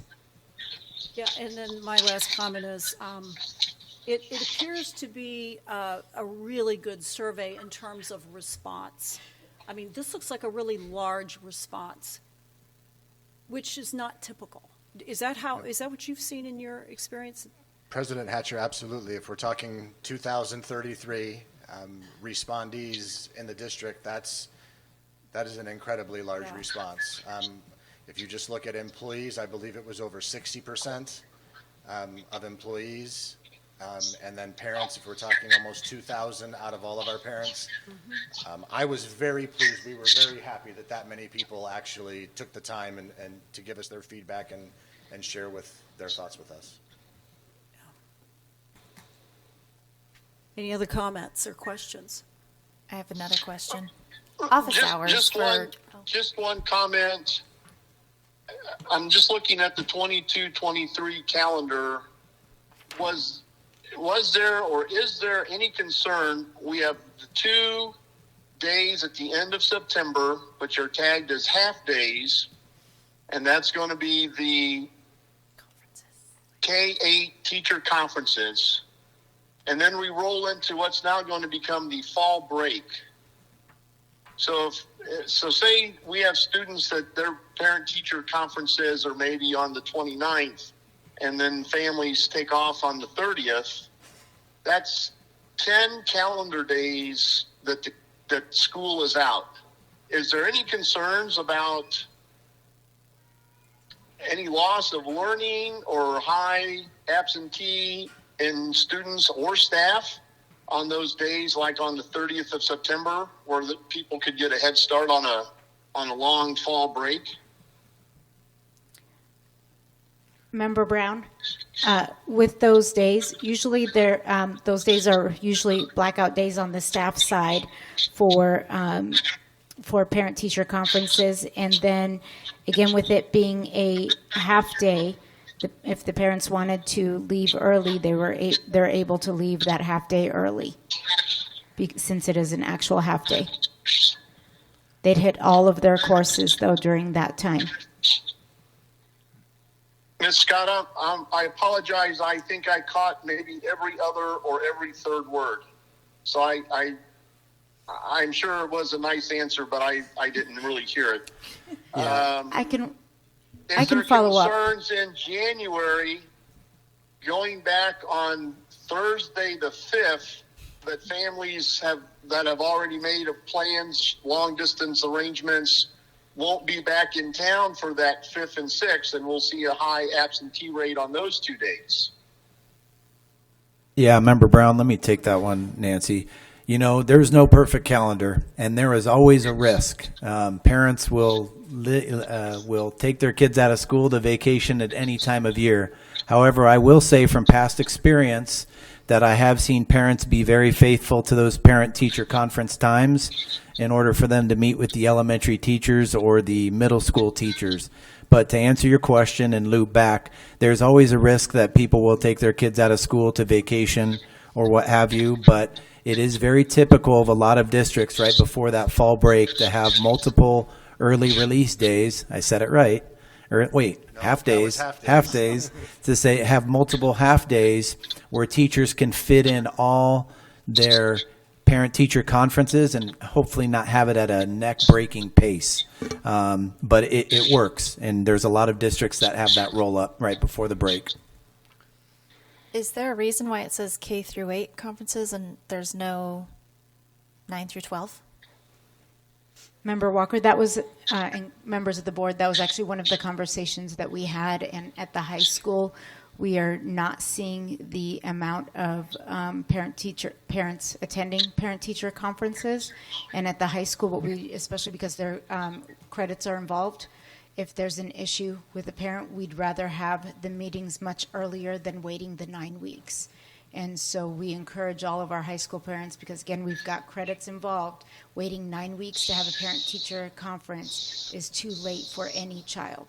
So if they're struggling at all, we want to have those meetings with all of the teachers present with that parent as soon as we see that child struggling, and not waiting 9 weeks and then struggling to put the student back on track when they only have 9 weeks left, and then grades are set and put on transcripts. Yeah, Member Walker, at the high school level, the DF report is a very famous report that's used. That means students who are getting a D or an F in a class. So it's used all throughout the semester and not just at the midway mark. So a lot of times you'll see counselors and teachers after the first 2 or 3 weeks, when a student's at a D or an F, contacted by someone at the school so that we could intervene sooner than later, because these are credit-bearing classes and we can't have them behind, midway. So a lot of times that parent contact is a lot earlier than 9 weeks at the secondary level. And then office hours. I feel like office hours after school for junior high and high school are pretty popular also on a Wednesday. So that will just not be, I feel like office hours probably aren't going to ever be on a Friday. So that gets you down to 3 days of office hours, correct? Member Walker, that is correct. Okay. In terms of that, I will also say, at least at the high school and middle school, for some reason, and does not make sense to me, but morning office hours seem to happen even as early as that is as well. Kids are still coming in early. And then I know even at the high school doing things at lunch as well. But yes, on that Wednesday, that time is held sacred for our teachers to meet, to do that discussion, to do the data review, to do that data cycle, to really look on informing their instruction and making the best choices for students in the classroom. Okay. And then hopefully just one more question. Is there any data as how often, especially junior high and high school, sports are leaving early already on Fridays? As a parent, I know I had to pull some of my kids for like mountain bike. You have to be at the pre-ride by 5 p.m. and it's hours away. So I think that would happen in multiple sports. Is there, Friday football games, baseball games are early, don't have. And Member Walker, I will say the middle school does not leave early for any sporting events that I can ever remember. And Mr. Doles, I think she's talking about maybe club sports outside of the school day. No, not club sports. No, I mean school sports as well. School. Mm-hmm. So in the past, the basketball team or the football team, they've left early if they've had to go to Tucson, right. for instance. Correct. Yes. Go ahead. So I just know that at the high school, it's not a standard day that students leave early.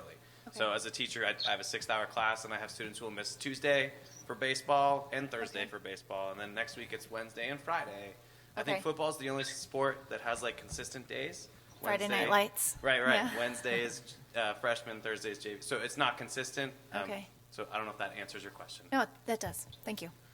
And I do know that there's a shortage of referees and umpires now, so they've actually had to redo our schedules because back in the day you could count on Tuesday, Friday for basketball, and that's no longer the case either. Okay. But it's different days. Okay. Anybody else? One last question. Just one other question. Go ahead. In looking at March and April of the 2023 school year, whatever week we do the Arizona State Assessment Test, are we still going to use that Wednesday as a 90-minute early release? Or are we going to want the kids in the classroom for a full week? Member Brown, every year the testing window modifies, and especially this year with it being the ACT Aspire and the ACT for the high school. So they now give us just a 2-day window that we can do within any time of those periods. So if we had a half day, for example, with the ACT, what we're looking at for the future is to do a late start. And so it would still work out. That was one of the pieces that we did look at. But every year, the weeks within state testing modifies and changes a little bit. Does that make sense? Okay, thank you. Just one question. Historically, we've usually started on a Wednesday or a Thursday. With the redoing of this calendar, the second semester in January starts on a Thursday. Why? Why in January instead of August? Again, because of trying to balance those 90 days in front versus 90 days in back. So on the calendars, like when there's the next year's where there's a Monday, Tuesday, Wednesday, or the last 3, if we had those off, 1, we would come back earlier in January, but 2, we would have to go earlier into July to get to even the 88 days that we did up front. Again, we want to have as many days before testing as possible, and every day we remove, we got to put somewhere else. So it really is a delicate balancing act of trying to get as close to 90-90 as we can. And every year dates shift a little bit, and they get a little tinkered. The third calendar in this cycle just happened to work 90-90 perfect split and 2 full weeks off from Monday through Friday, Monday through Friday. It's because that calendar lined up that way. And so you'll kind of see working in 3-year calendars, there's usually 1 year that's just kind of an anomaly compared to other ones. But it's all about that balance and trying to keep that in line. Thank you. Is there a reason, though? I noticed in that same year, school's over like mid-May, like not that week right before Memorial Day, but the week even prior to that. Like knowing that parents will probably just not show up that Thursday, Friday of the Christmas break, take off those 2 days and just add them in May? So that it's not done like that goes back to the earlier. state statute, which does not allow us to have more than 10 days around what they call the Christmas holiday. That's in state statute. So as a board, you cannot have longer than 10 days around that Christmas and New Year holiday. So we can't add 2 more to that first week in January and add them at the end for that exact reason, because we're limited to 10 days. Got it. I thought that was a minimum of 10 days, not maximum of 10 days. It is no more than 10. Okay. So we get a guarantee from you guys that this is going to put our students through the stratosphere for achievement? What I can guarantee is that an incredibly strong and smart group of people put together something that they think is what's best for kids. Okay. Thank you. Thank you. Thank you for all the work you did. Obviously, you put a lot of work into it. Thank you, team members.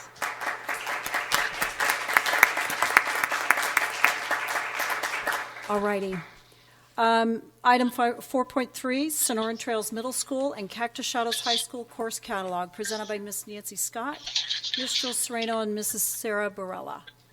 Cave Creek Educational, President Hatcher, members of the board, community members. Cave Creek Educational Services is making the recommendation for the updates to the Sonoran Trails Middle School and Cactus Shadows High School course catalogs. Meetings were held with administration, teachers to update the course catalog and increase course offerings, such as honors and dual enrollment. The importance of the course catalog is to provide students with the knowledge, skills necessary to excel in high school and beyond graduation. Regularly re-examining course catalogs reflects student and district needs, and it assists in students making wise decisions concerning the programs and courses available to them to take advantage of all opportunities and explore new subjects. And we'll be asking the board to approve the course catalogs in item 7.3. So let us begin our presentation. So what we looked at, CCUSD is committed to providing our students with the rich, challenging, and meaningful educational experiences. And these are through a lot of our academic programs that are designed to offer every student the opportunity to excel and to build a strong foundation for success. Who has the Sorry.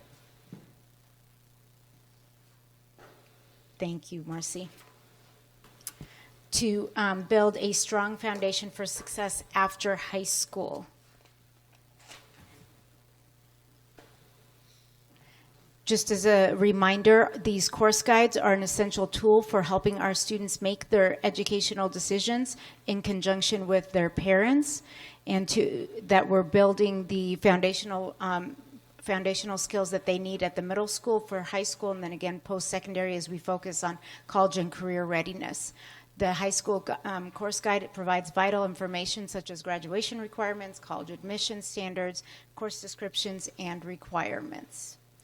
Some of the considerations that we put into place when we were creating these two: both of our course catalogs are now created through educational services. In the past, one of them was created outside of the district, and so anytime that we needed to make any adjustments or addendums or any changes, it had to be sent out to an outside resource, taking time, and then it would not come back in a timely manner for registration and for our students and parents to actually utilize the course catalog prior to making any decisions on their students' educational courses. Reviewing the current course catalog with administration teachers, we've updated general information sections for consistency at both schools, so that again we're looking at that 7-12 consistency across both of our secondary schools, and teachers working with departments on their content for any changes or additions to the course descriptions. And so when you look at 7.2, you will see that we've updated. We did a summary report at the beginning of each of the course catalogs that just kind of summarizes which course descriptions we updated, any course titles that we updated, any of our course fees also, to ensure consistency, so that if you were taking one course it wasn't this amount versus this course that was this amount. Again, we tried to keep it as consistent as possible for our families. We added dual enrollment opportunities for our students in all 4 core areas and CTE.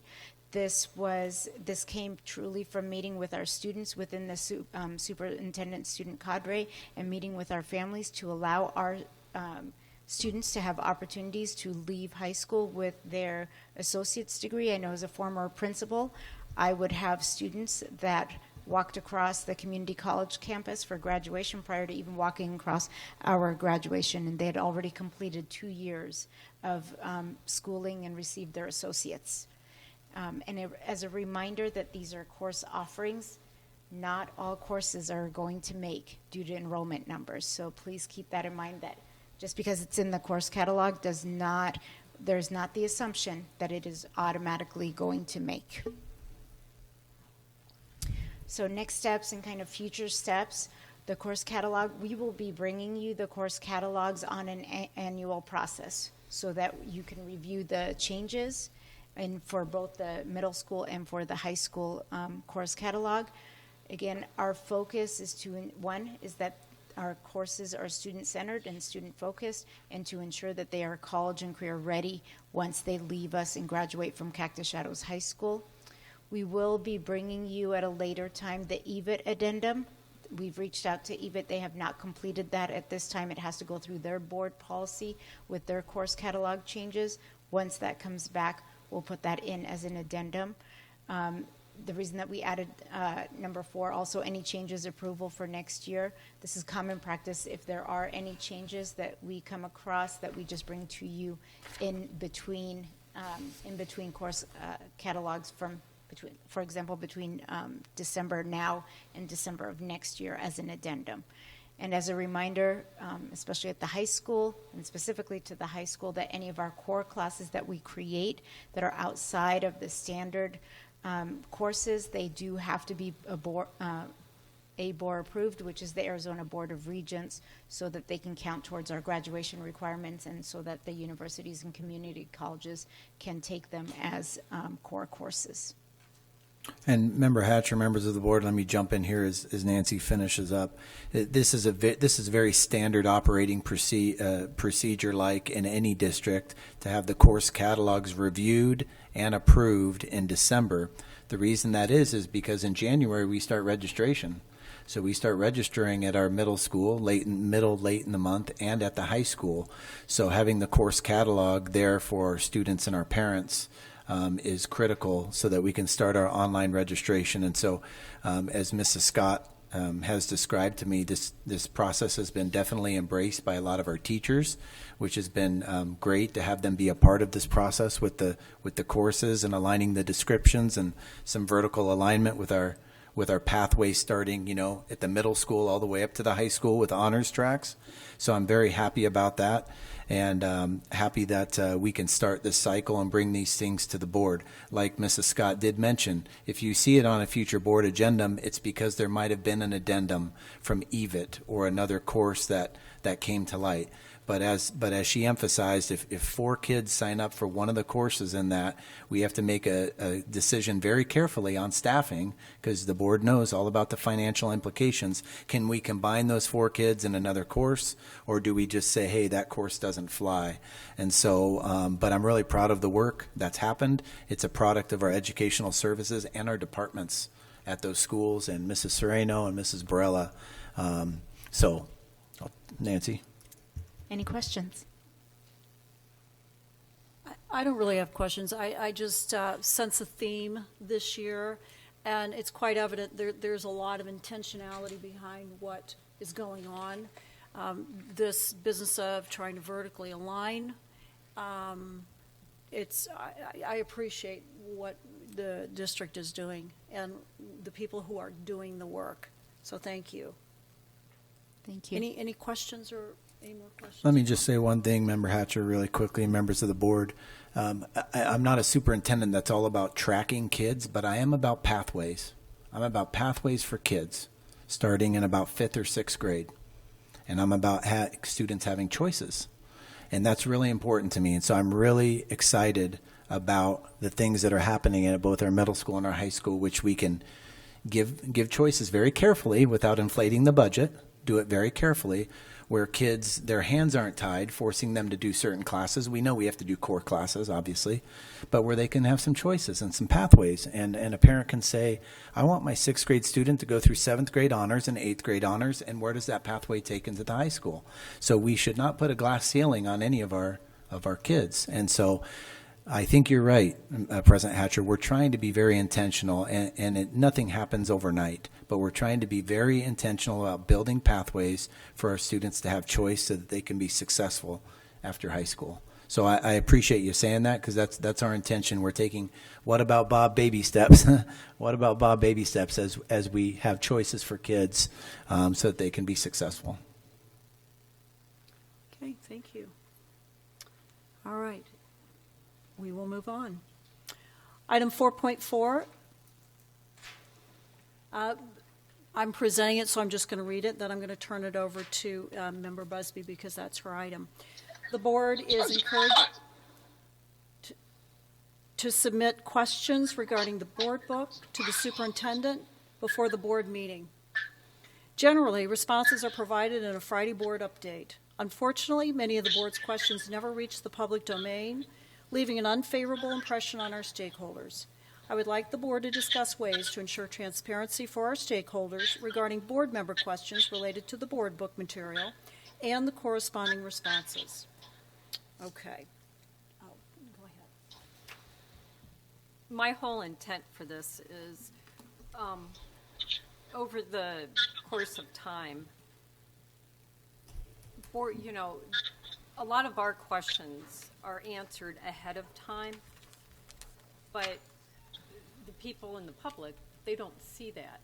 And then we get accused of doing nothing but sitting here and voting yes or no, and there's no question. It seems that it would be helpful from both our, for us and for the community to somehow see what it is that we've asked, so that people know we're doing our job. We're not just sitting here,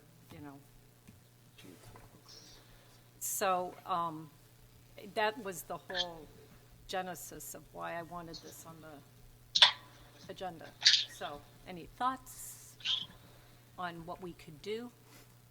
Well, the first thing that came to my mind when we were talking about this was, in just the short amount of time that I've been here, I made sure that there have been times when I ask a question to Dr. Monroe, but then do say, I want to ask this in the public too.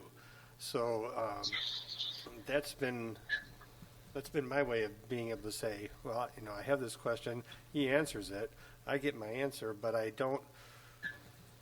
want to have a mechanism of having that information put to the public that isn't like in a presentation. The one that comes to mind was, I think there was something a while back about transportation that I wanted to get, because there were some folks in Rio Verde that asked me specific questions about it. So I wanted that put out there publicly. So that was my mechanism of doing that in that case. So I don't know if that helps.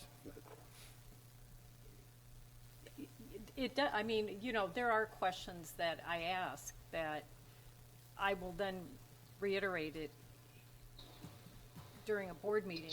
But when I read through some of the questions, over the last several months, there seems to be many questions that never make it to here.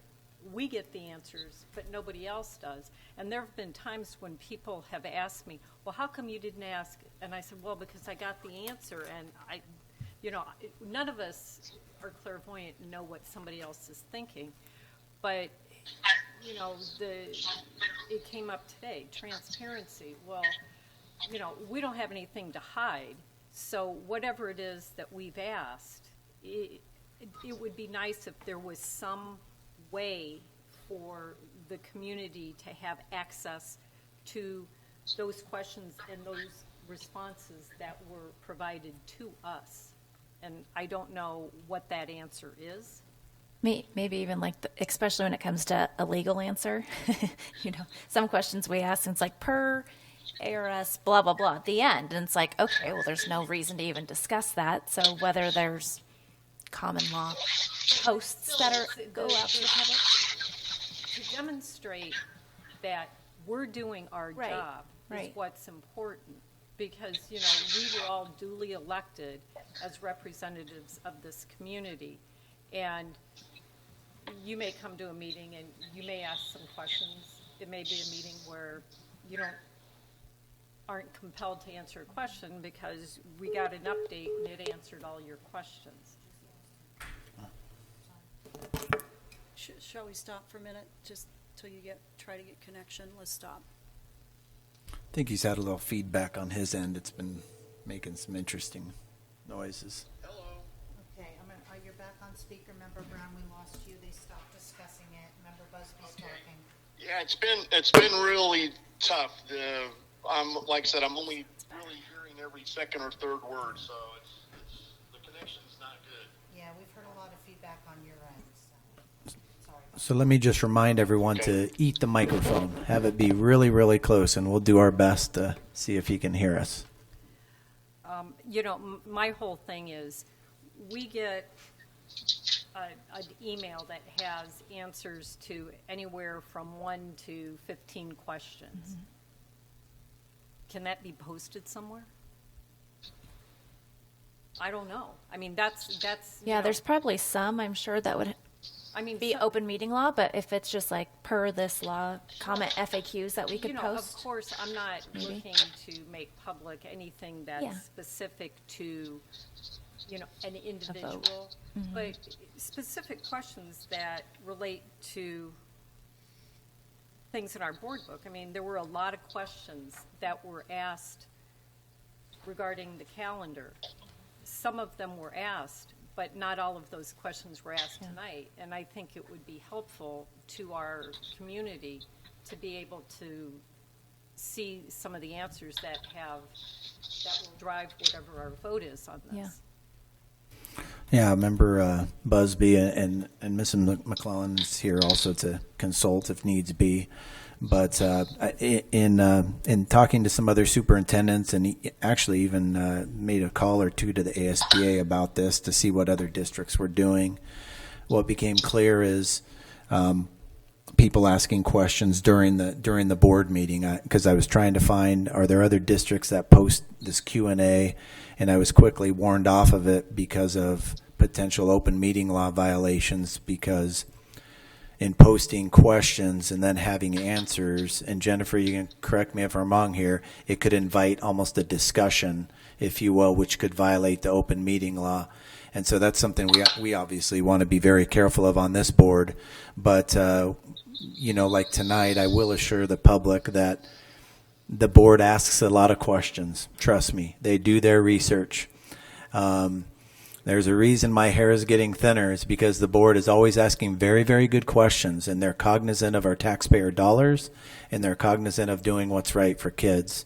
My 2 cents would be I would ask those questions during the meeting, and then obviously to Member Fortney's, if you can help staff be prepared or let us know what you're going to ask, that way we can be prepared to give you a really good, thorough answer that's going to satisfy your question. That would be really helpful.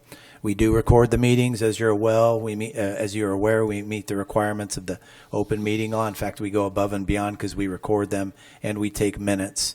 But what I found, Member Busby, was just encouraging board members to ask their questions in the meetings tended to be what ASBA and what other superintendents and what I was told.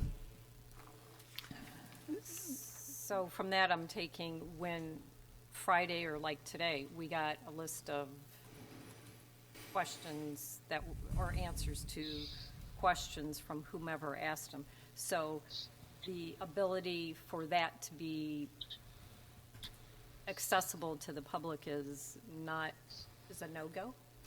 Jennifer, you want to come up and speak to that? Well, she can describe it better. I don't know if it's a no-go, but it's a slippery slope. Go ahead, and I'll let you describe it. President Hatcher, members of the governing board. So the concern that I have as counsel for the district is that if there were a list of questions and answers posted, and that list then generated additional questions that were then answered outside of a governing board meeting, that would be a serial conversation that could be in violation of the open meeting law. So by having, the purpose of having a public meeting is so that your questions can be answered in front of the viewers. You all had a very robust discussion about the calendar tonight. I don't know what conversation in terms of questions that were answered prior occurred, but if the question and answers once posted then sets off additional questions and additional answers, that could be a violation of the open meeting law. Well, generally, we get this initial list of answers to questions sometime late Friday. Our board meeting's on Monday. That's my concern. So and so, 25 questions were answered. Well, by the time that came Friday, there's not a lot of time to sit there, read the questions, and go, oh, gee, now let me ask this question. We're going to have a board meeting on tonight, so those questions, came on a list. Any communication that the board has as a whole outside of the open meeting that you are present in creates a risk. And so the way that the question and answers are structured is very specific. You all direct your questions to the superintendent. He assimilates the answers and distributes the answers to the governing board as a whole so that you all have the same information prior to the governing board meeting. But if it generates a back and forth, that's problematic. And so that's my concern. My second concern would be, Ms. Board Member Walker brought up, well, it might be, the answer might be resolved through a provision of the ARS. Well, I know that there are occasions when answers that I give the district administration as your legal counsel are then transmitted to the governing board. So by publishing them, you would potentially be releasing attorney-client privileged information. In addition, I have certainly seen when board updates are used to disseminate student information, and that information is protected by FERPA. I'm not talking about protected information. I'm talking about general garden variety, calendar questions or whatever it may be. Can the district just have a site where, if Dr. Monroe so chooses, well, okay, questions that, you may have thought about, here's some answers to those questions, and not have it identified as these are questions from the board? The district can publish any question and answers that it wants to on its website, as long as that's not going to be generating this back and forth discussion, which is my concern. So are you saying that when we see the answers to the questions, say I email right back, addressing something that someone else has asked, I would obviously know if I've asked it or not. So if I respond because it has raised a question and Dr. Monroe answers back via email, that can set up an open meeting law violation? Theoretically, yes. Okay. Ms. Hatcher, because if you are responding to something that one of your other board members raised, and Dr. Monroe holds the information regarding all 5 of you, he cannot be the conduit of facilitating a discussion outside of an open meeting. So the best course of action would be to ask your questions. Dr. Monroe answers them in one fell swoop, and if you have additional questions, to bring them to the board meeting and have Okay. that discussion in open. So not address it a second time in Correct. response. Okay, that's Correct. good to know. And, Mr. Fortney's practice of bringing his questions that he wants to have transparency about is an important point. You certainly have the ability to do that as a board member. Yeah, and that would be my way of handling. That has been my way of handling it too. And sometimes I don't ask all the questions I had because I had a lot of questions about the calendar to Dr. Monroe in writing. But Mr. Dolezal actually addressed a lot of it, so I didn't have to ask some of those. And I asked the ones that I didn't necessarily think were addressed or that I wanted to reiterate to the public. So that is my way of communicating, of remedying what Member Busby brings up. Yeah. Okay. Thank you. I'm good. Okay. Thank you. So that's what we just need to do. We need to bring it forward so the public knows. All right, are we ready to go on to action consent? Item 5, action consent. Is there a motion to approve item 5, action consent, as presented? So moved. Is there a second? It's been moved and seconded to approve item 5, action consent, as presented. All in favor say aye. Aye. Aye. Aye. Okay. All right. Opposed? No one. Abstain? We were 5 unanimous. Motion carries. Item 5 is approved as presented.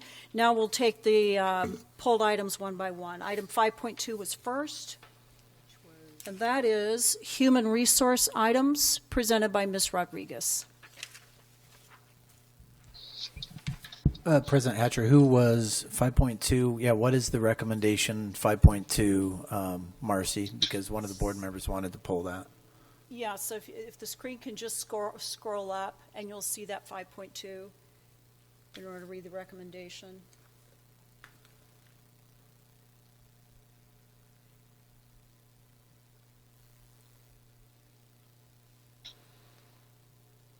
Here we go. Thank you, Madam President, members of the board. Well, Yeah, speak real close so Member Brown can hear. the administration would like to recommend the governing board take the following action. Move the governing board approve the HR items as presented. So moved. Second? Second. Okay. Discussion, questions? Yes, I pulled this out because there's job descriptions in this HR item. And I had a couple of questions about these job descriptions.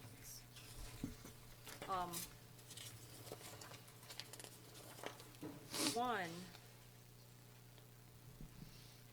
why we have fewer students at Cactus Shadows, and for the last 15 years, maybe longer, there's been one dean that's been in charge of discipline.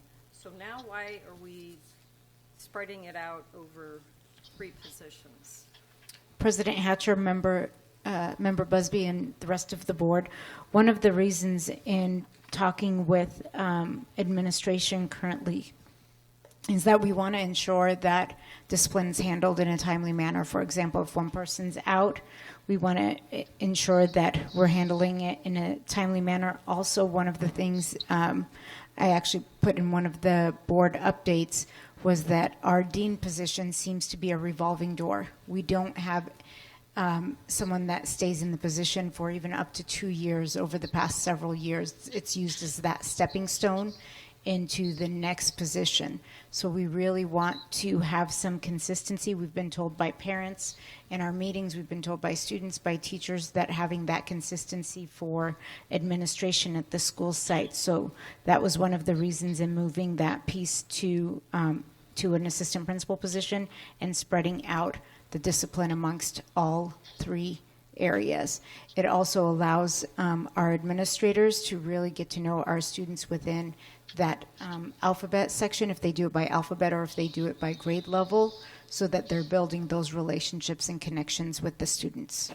And Member Busby, that's a really strong point. So if you're the assistant principal and you do A to F, then you do the A to F all 4 years, and so you build a relationship with those kids. And so that happens with discipline, and that happens with counseling, and so that's one of the good things in the high school. If you just do it by grade level, like, hey, you take the seniors, you take the juniors, you miss that opportunity. But if you could divide it up by alphabet, that becomes a really strong relationship builder as you build a relationship with those last names. Okay. On the job description for the Assistant Principal of Educational Services, under major tasks, the 4th line down, assist with related to student progress and placement. I'm assuming that was needed to be wordsmithed a little differently. Are you looking under Right general here. responsibilities? She is on Assistant Principal of Educational Services, the 4th line down. Under general responsibilities, major tasks? Major tasks. Assist with related to student progress and placement. Is that a typo, or what are you trying to say there? Yep, assists with student progress and placement that related to. It's supposed to be, I'm sorry, I didn't hear you. It should be assists with student progress and placement that related to should be deleted out. So it should read assist, and make sure you hold the microphone real close. Assist to student progress and placement. That's what it should read. Assist with student progress and placement. Take out related to. Thank you. No problem. And then on the qualifications for all 3 of these positions, it lists specified administrative experience through internship or previous employment. One, why would we want to hire somebody who's just, their experience is nothing more than an internship? And I'm not minimizing it, but, we're, for lack of a better way of putting it, kind of in a transition mode right now. We're changing things, and I wouldn't think bringing in someone who is really green would be an ideal candidate. We would maybe be better served to have someone that comes with some experience so they can hit the ground running. That is always a preference. Sometimes it doesn't happen that way. And so that's where, so for example, let's say I'm going to use the athletic director position. So if we had someone that interviewed for that position who just blew everyone out of the park, and someone might have come in with some experience, but they're not a good fit for our school district, as a former principal, I can tell you I've interviewed several times where people might have had experience, but it's not experience in my community and would not be a good fit, whereas someone who's brand new might actually be a better fit within our community, if that makes sense. Just like, for example, sometimes there's teachers that I would hire that might be brand new because, again, I knew what I wanted to mold them to be, versus a veteran teacher who could be coming in with already preconceived notions based off of our community. Well, when you're hiring somebody in administration, that's a little bit different, and this is no disrespect to a teaching position. An administrator is a leader and is looked to for guidance. So when you're putting on here, oh, it's, experience through an internship, I'm not sure what the depth or breadth of someone's knowledge and experience, what value they bring, because having that on here makes me feel like, well, we're just settling because we couldn't find somebody else, so we're going to settle for you. And that's not fair to our staff, our students. It's not fair to anybody to have to settle. And we shouldn't be hiring anybody because it was the best one that we interviewed, oh, woe is us. No, and Member Busby, I think you make a really good point. I guess my answer would be it allows us to really broaden our candidate pool to see who is out there. We certainly don't want to settle. We don't ever want to settle. And if we have to repost the job and keep it open longer, but we can certainly, if the board feels, we can scratch that little part of it, the internship part. But I will say it at least allows us to broaden the pool to see who is out there, because to Mrs. Scott's point, sometimes you never know who's going to apply and come through and what their background has been. And so why limit ourselves? Why not make it broad and throw a broad net out there and see who's out there, who might shine. But again, if the board, we can certainly strike that language in that if the board feels we should do that. One other thing, on the Assistant Principal of Educational Services, one of the major tasks is oversee school counseling department, but on the qualifications, it really doesn't mention anything about experience with as a school counselor or supervising school counselors. And so I'm just trying to understand how this all works together to oversee a segment that possibly the person has no experience with. President Hatcher, members of the board, so again, as Dr. Monroe had said earlier, you want that kind of broad pieces. Within this, we just put in, they'd be working with the counseling department, but again, in my experience, it hasn't been that they need to have that counseling degree, because sometimes that's a different pathway than an administrator. So they might not have, so an assistant principal, for example, might not have ever been a counselor in the past. Well, that's my point. If you're going to hire somebody into an assistant principal position that's going to oversee counselors, if they have no experience with it, how are they going to be effective? Again, they're working as an administrative team to ensure, as long as we're following the ASCA model, then our counseling team is going to be extremely effective.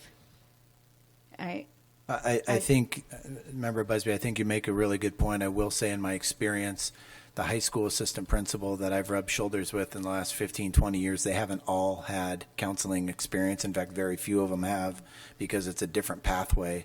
A lot of times the counselor becomes a destination career job where people want to be there. So sometimes that assistant principal doesn't have direct counseling experience. They haven't been a counselor, but part of that job is also the master schedule, and it's PSAT and ACT and testing, and counseling is one component of it. But they work really closely as a team, and that's the administrator who helps to support them. So on these job descriptions, are these what's a must-have?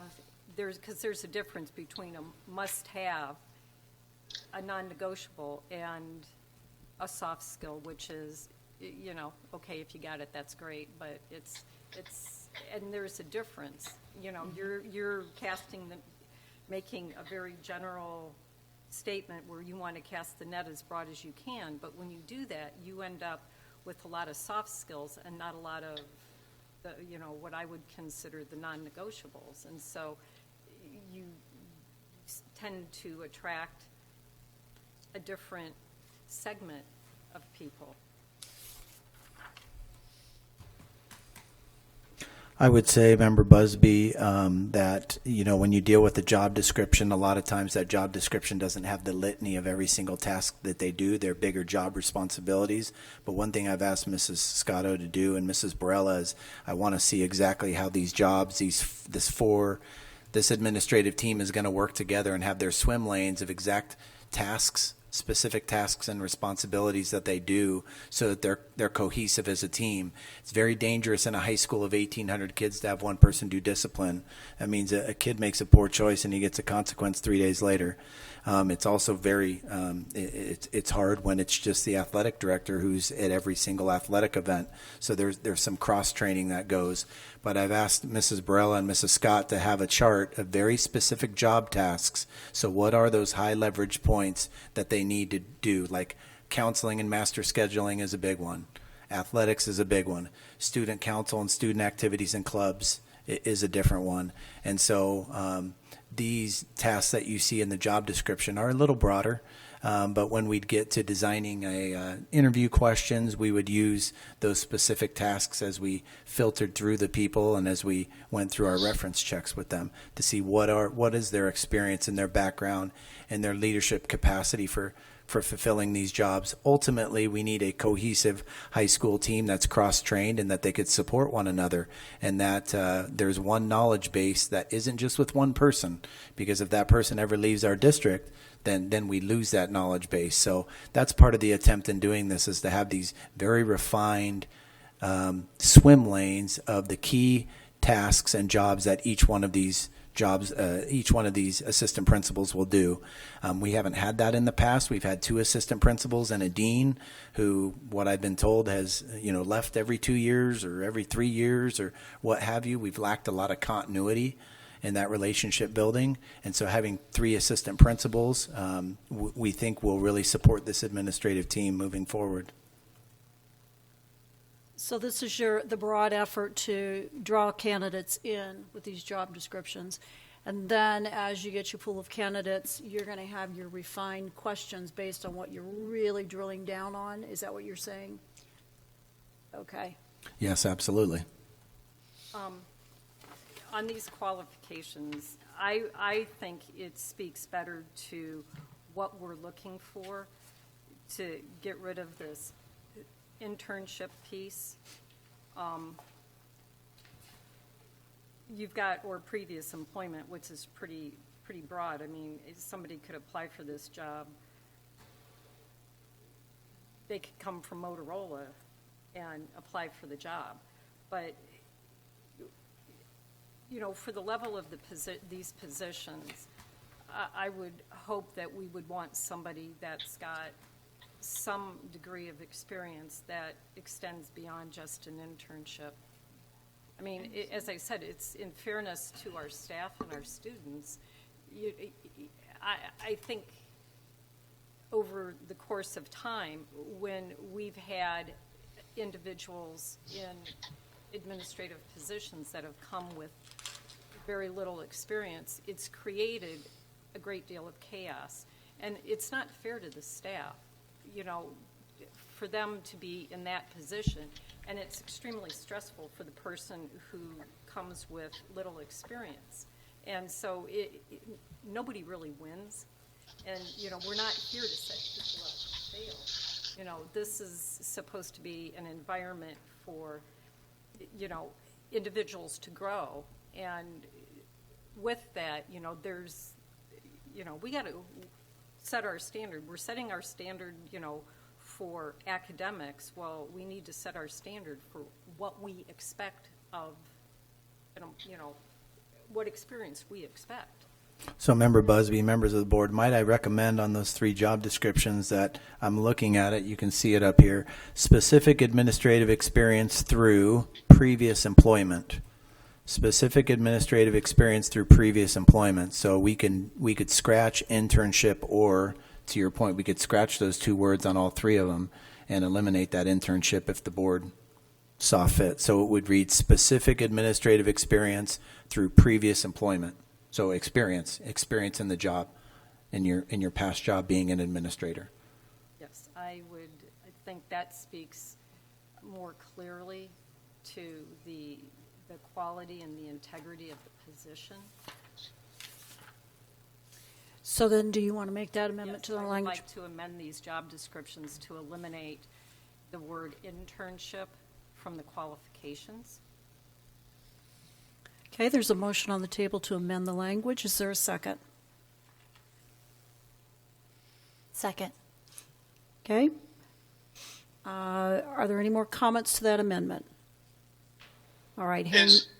Go ahead, Is member. there, for two of these three positions, we list term of employment for 11 months as an 11-month contract. Would it benefit us to make all three of these positions 12-month contracts? President Hatcher, members of the board, Member Brown, one of the reasons that we kept it, currently the two roles, whether it was the dean or the athletic director, they're still currently 11 months, and that helps us keep this at a cost-neutral position so that all three assistant principal positions stay at a cost-neutral piece instead of increasing any of the salary bases. Okay. Okay. All right. It's been moved and seconded to approve item 5.2 as amended. All in favor say aye. Aye. Aye. Aye. Okay. Opposed? Abstain. The motion carries. Item 5.2 is amended. The next one is item 5.5, monthly enrollment report, presented by Ms. Rodriguez. Yes, thank you, Madam President, members of the board. It is the recommendation of administration that the governing board approve the enrollment as presented. So moved. Is there a second? Second. Okay. Questions, discussion? I'll second. The only thing that I wanted to point out in here is our enrollment still doesn't seem to be growing. And to compare our enrollment to 2020, I don't think is a fair assessment, because at this time last year we had 4,966 students, and I attribute that population to the issues created by the pandemic. I look back to 2019, and from this time in 2019 to now, we're down over 650 students. So I hope that, there's a way that we are planning to engage the community to make them take interest in what we're doing, because Dr. Monroe, you've talked about capture rate, and our numbers are kind of still going in the wrong direction for that capture rate. So I just wanted to call that forward. That's all. Okay. Any other comments? All right, hearing none, it's been moved and seconded to approve item 5.5 as presented. All in favor say aye. Aye. Aye. Member Brown, did you respond? Did we lose him? Aye. Okay, thank you. Opposed? Abstain. The motion carries. Item 5.5 is approved as presented. Item 5.7. Yes, thank you, Madam President. Members Let me read it for a Oh, second. Sorry. Classroom Site Fund Pay for Performance Plan presented by Ms. Rodriguez. Yes, thank you, Madam President. Members of the board, the administration would like to recommend the governing board take the following action. Move that the governing board approve the Classroom Site Fund Pay for Performance Plan as presented. So moved. Second. Second. Thank you, Mr. Brown. All right. Member Brown, do you want to speak to that? Yes. The document here says the payout of the lump sum $3,000 amount will be obviously for the 21-22 school year. Is that paid at the end? Is that paid to the teachers in their last pay period in May, or pay period in June? I mean, exactly when do the teachers see that? Thank you, Member Board. I believe that is paid out in May, but I would have to get clarification on that. I don't have that exact date with me. Okay, very good. Thank you. Just out of curiosity, the money in the classroom site fund, is that already assumed to be part of their salary? You want to speak to that, Marcy? Yes, thank you. Member Busby, members of the board, the classroom site fund is paid out partially. Part of that fund is paid into the base pay. So teachers receive that every pay period. And then this particular portion, as required by the law, is paid out for performance. Okay. Is there a rubric for this? The rubric is identified in the document itself. The classification, the evaluation score from the teacher's evaluations are the rubric. So the highly effective, effective, developing, and ineffective. Those are the four categories that you must meet, highly effective and effective, to receive all of these monies. Now, weren't you changing the teacher evaluation, working on that? Yeah, Member Buzz, we're actually doing that right now. We're through the effectiveness project. The teacher evaluation tool will be adjusted, and we'll be through the IBN process. We'll be working with the board we'll be working with teachers for next year to bring you maybe a different definition, maybe something that looks very similar. But like Marcy said, this is for this year, but for 22-23. It'll be related to the new evaluation, and we'll bring that to you as soon as we make sense of it, but we want to do that with our teacher group. Okay, additional comments? Okay, hearing none, it's been moved and seconded to approve item 5.7 as presented. All in favor say aye. Aye. Aye. Opposed? Abstain. The motion carries. Item 5.7 is approved as presented. Item 5.8. Amendment number 5 to the intergovernmental agreement with Arizona Department of Economic Security for the transition from school to work services program, presented by Ms. Rodriguez. Thank you, Madam President, members of the board. The administration would like to recommend that the governing board take the following action. Move that the governing board approve the IGA for transition from school to work services, amendment number 5, with the Arizona Department of Economic Security as presented. So moved. Second. Questions? Yeah, just a couple. The date of this is for the current school year, July of 21 through June of 22. Are we seeing this now because of the service methodology was changed in October?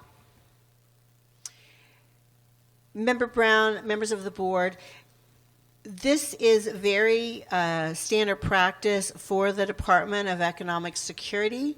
What happens at the beginning of the year is we submit a budget to them. This is the program that we are running for the transition, and they take a look at our budget. They approve the items that we may be asking to purchase and the staffing that we have assigned, and then they make a determination to give us the amendment with what they will pay for that budget. So you're seeing it because we've just received the amendment from the Department of Economic Security.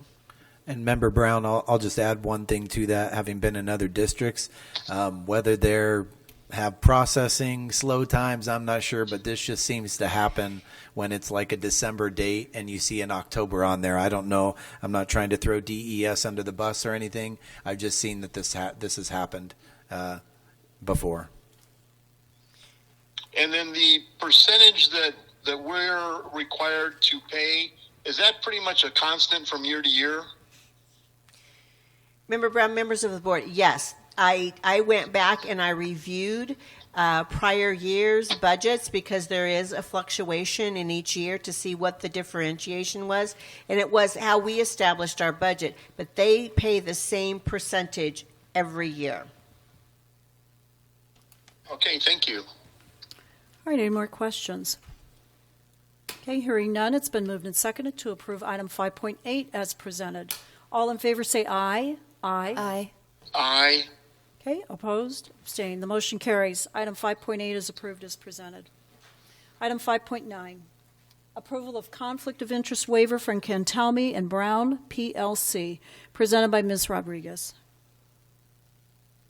Yes, thank you, Madam President, members of the board. Administration would like to recommend that the governing board take the following action. Move that the governing board approve the conflict of interest waiver for Cantelli and Brown PLC as presented. So moved. Second. Questions? Well, my first comment, I guess, I'm a little disappointed that I consider this agenda item as what I would say is new business. So I'm disappointed that it was kind of buried in action consent. What type of potential conflicts would arise? Thank you, Member Brown, members of the board. Because we have had this firm represent us they have done personnel investigations for us. Currently, those personnel investigations have been concluded and have been satisfied. I do not see any potential conflict with this organization. We do not have any plans to use them in the future for personnel issues. How long ago was these 3 unrelated matters? They've been within the last year and a half.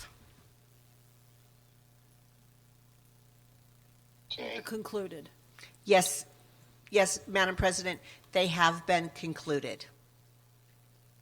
Is it a conflict that one of the attorneys at that firm is married to a CCUSD employee? Ms. Busby, I would defer to our legal counsel on that question. Madam President, Ms. Busby, it does not present as an ethical conflict if David Cantelmi is married to an individual who works for the school district. So I don't know if that's the attorney at the firm that has a relationship, but I know that Mr. Cantelmi lives in the area. So it's not the district's governing board is being asked to approve the waiver of a conflict with respect to Clyde Dangerfield of Cantelmi and Brown representing Dr. Monroe on a personal basis with respect to upcoming contract negotiations. And it is Mr. Dangerfield who's provided legal assistance to the district. Playing devil's advocate, this attorney has whatever knowledge of CCUSD and is in working with his client. Now, if there is an exchange of information that would tilt the scales either positively or negatively in this negotiation, let's say it tilted it in a negative way for Cave Creek. Now, what would our liability be? Because if we approve this, we can't go back and say, well, gee, Mr. Attorney, you divulged information that was really not fair that you divulged it because we signed this waiver. I don't understand your question, Ms. Busby. Okay. There's an attorney who has knowledge of this district to whatever extent. He's worked with CCUSD. Correct. Okay.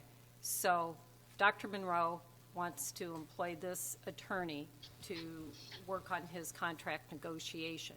And through whatever discussions they have, and I understand that, client attorney is protected and all of that. If something comes out that would eventually have an adverse effect for the district, by approving this, we have no recourse. And it creates a potential future liability for the district. I don't see approval of this conflict of interest request as creating additional liability for the district, and this is the reason why. Mr. Dangerfield no attorney at Kentelme and Brown has ever been involved in any contract negotiations on behalf of the district involving the superintendent.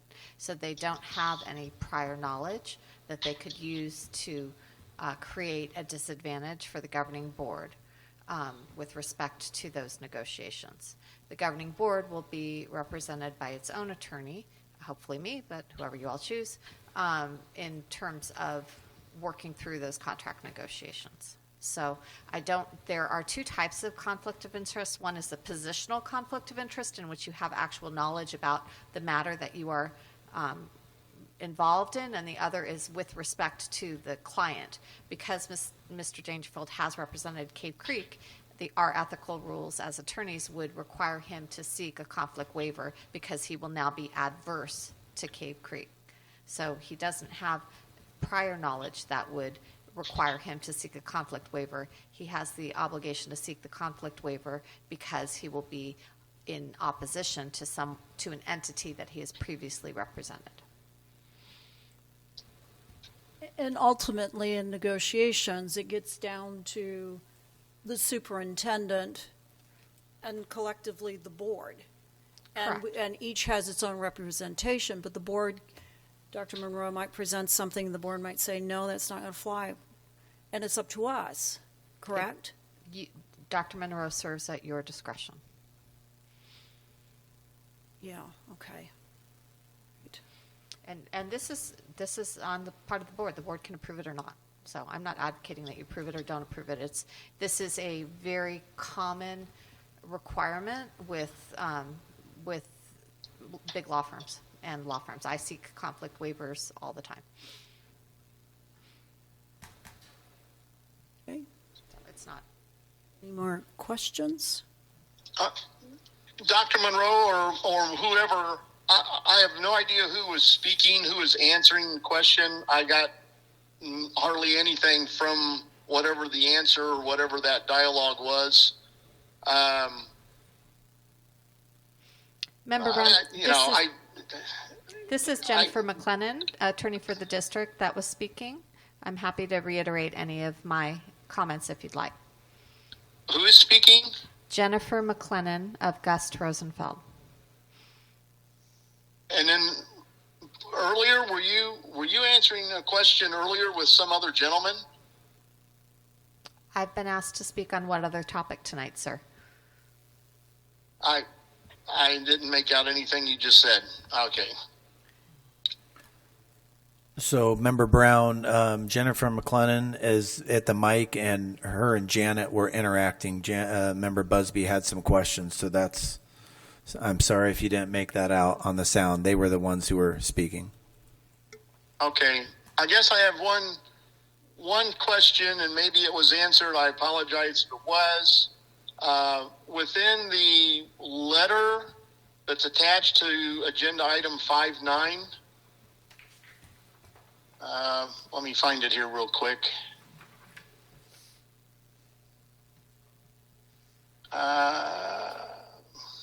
I want to state it exactly how it's in the letter here. Hold on.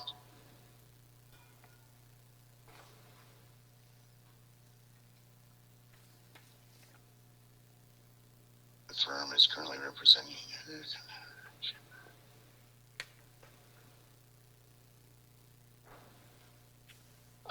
Let's see. I had it here and then I lost it. Again, I apologize. I'm trying to do this not as smoothly as I would if I was on a computer or at the meeting proper. On the first letter from the lawyers would be the third paragraph. My question, Governing Board has approved and signed Dr. Monroe's current employment contract, which includes compensation and benefits. The district now proposes to negotiate the same for the next 3 school years beginning July 1st, 2022. I guess my question is who, and maybe they're speaking out of turn, but who initiated this from the district? Because I don't think I've seen anything that we've initiated any beginning of any discussion for contracts.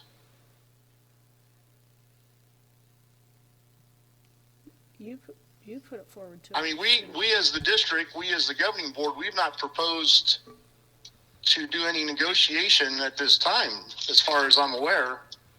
And we're not approving anything having to do with negotiation tonight, are we? My understanding is that it's simply to allow Dr. Monroe to obtain the counsel he wants. So we're not talking about negotiation tonight at all, right? Madam President, this is Jennifer McLennan for Mr. Brown's pleasure. You are not approving anything tonight other than the waiver of a conflict of interest, so Dr. Monroe could use the attorney of his choosing. And under state law, the contract for the superintendent cannot be renegotiated until 15 months prior to its termination date, which in this matter would be in April 2022, would be the first date that the board could consider any renegotiation. Or even March 30th when I backed up the 15 months. Is that, Jennifer, is that standard language to have that in the paragraph like that? I don't know. Okay. I didn't write the letter, so I can't speak to Mr. Dangerfield's choice, but he's been asked to assist you, and so maybe he made an assumption. So then, Dr. Monroe, I'm going to piggyback on what Member Brown just asked. You're bringing it to us. Correct. Yeah, you are bringing it to us, and I'm assuming you're bringing it to us for the purpose of lining up your counsel in anticipation of hitting this 15-month window. Is that right? Is that what you're doing? Yes. Okay. So if we approve this, and we're going to eventually have to approve something for you, do we have to approve counsel for the superintendent at some point? No, because you don't pay for it. So you do not have to approve Dr. Monroe's counsel. The reason that this is being presented to you is because Mr. Dangerfield did those 3 personnel investigations. Gotcha. Okay.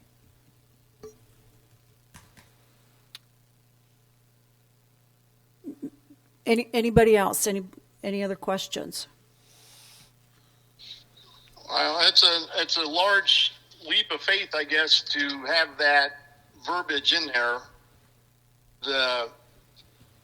They're assuming the district is now proposes to negotiate. I don't know if we're to that point yet. And Member Brown, if I may, this is Ms. Rodriguez. What we're asking this evening is that you approve the conflict of interest waiver. We are not approving going into any type of contract negotiations. We're just asking that you approve this waiver so that if Superintendent Monroe would choose to use this firm for his contract negotiations, the board has said we waive any conflict that we might see. And we can't begin negotiation anyway until 15 months out from that expiration of the contract. So we can't even do it if we wanted to. Madam President, that is correct. All right. Any other clarifying points or questions? Okay. Hearing none, it's been moved and seconded to approve item 5.9 as presented. All in favor say aye. Aye. Opposed? No. Nay. Abstained. Okay, so Member Walker, right? You were an aye? Aye. Member Fortney was an aye. Yes. I'm an aye. Member Busby, nay. And Member Brown, nay. I just want to make sure we have that. Okay. The motion carries. Item 5.9 is approved as presented. Item 5.10. Let's see. Statement of acceptance for International Baccalaureate at Cactus Shadows High School. Presented by Ms. Rodriguez. Thank you, Madam President, members of the board.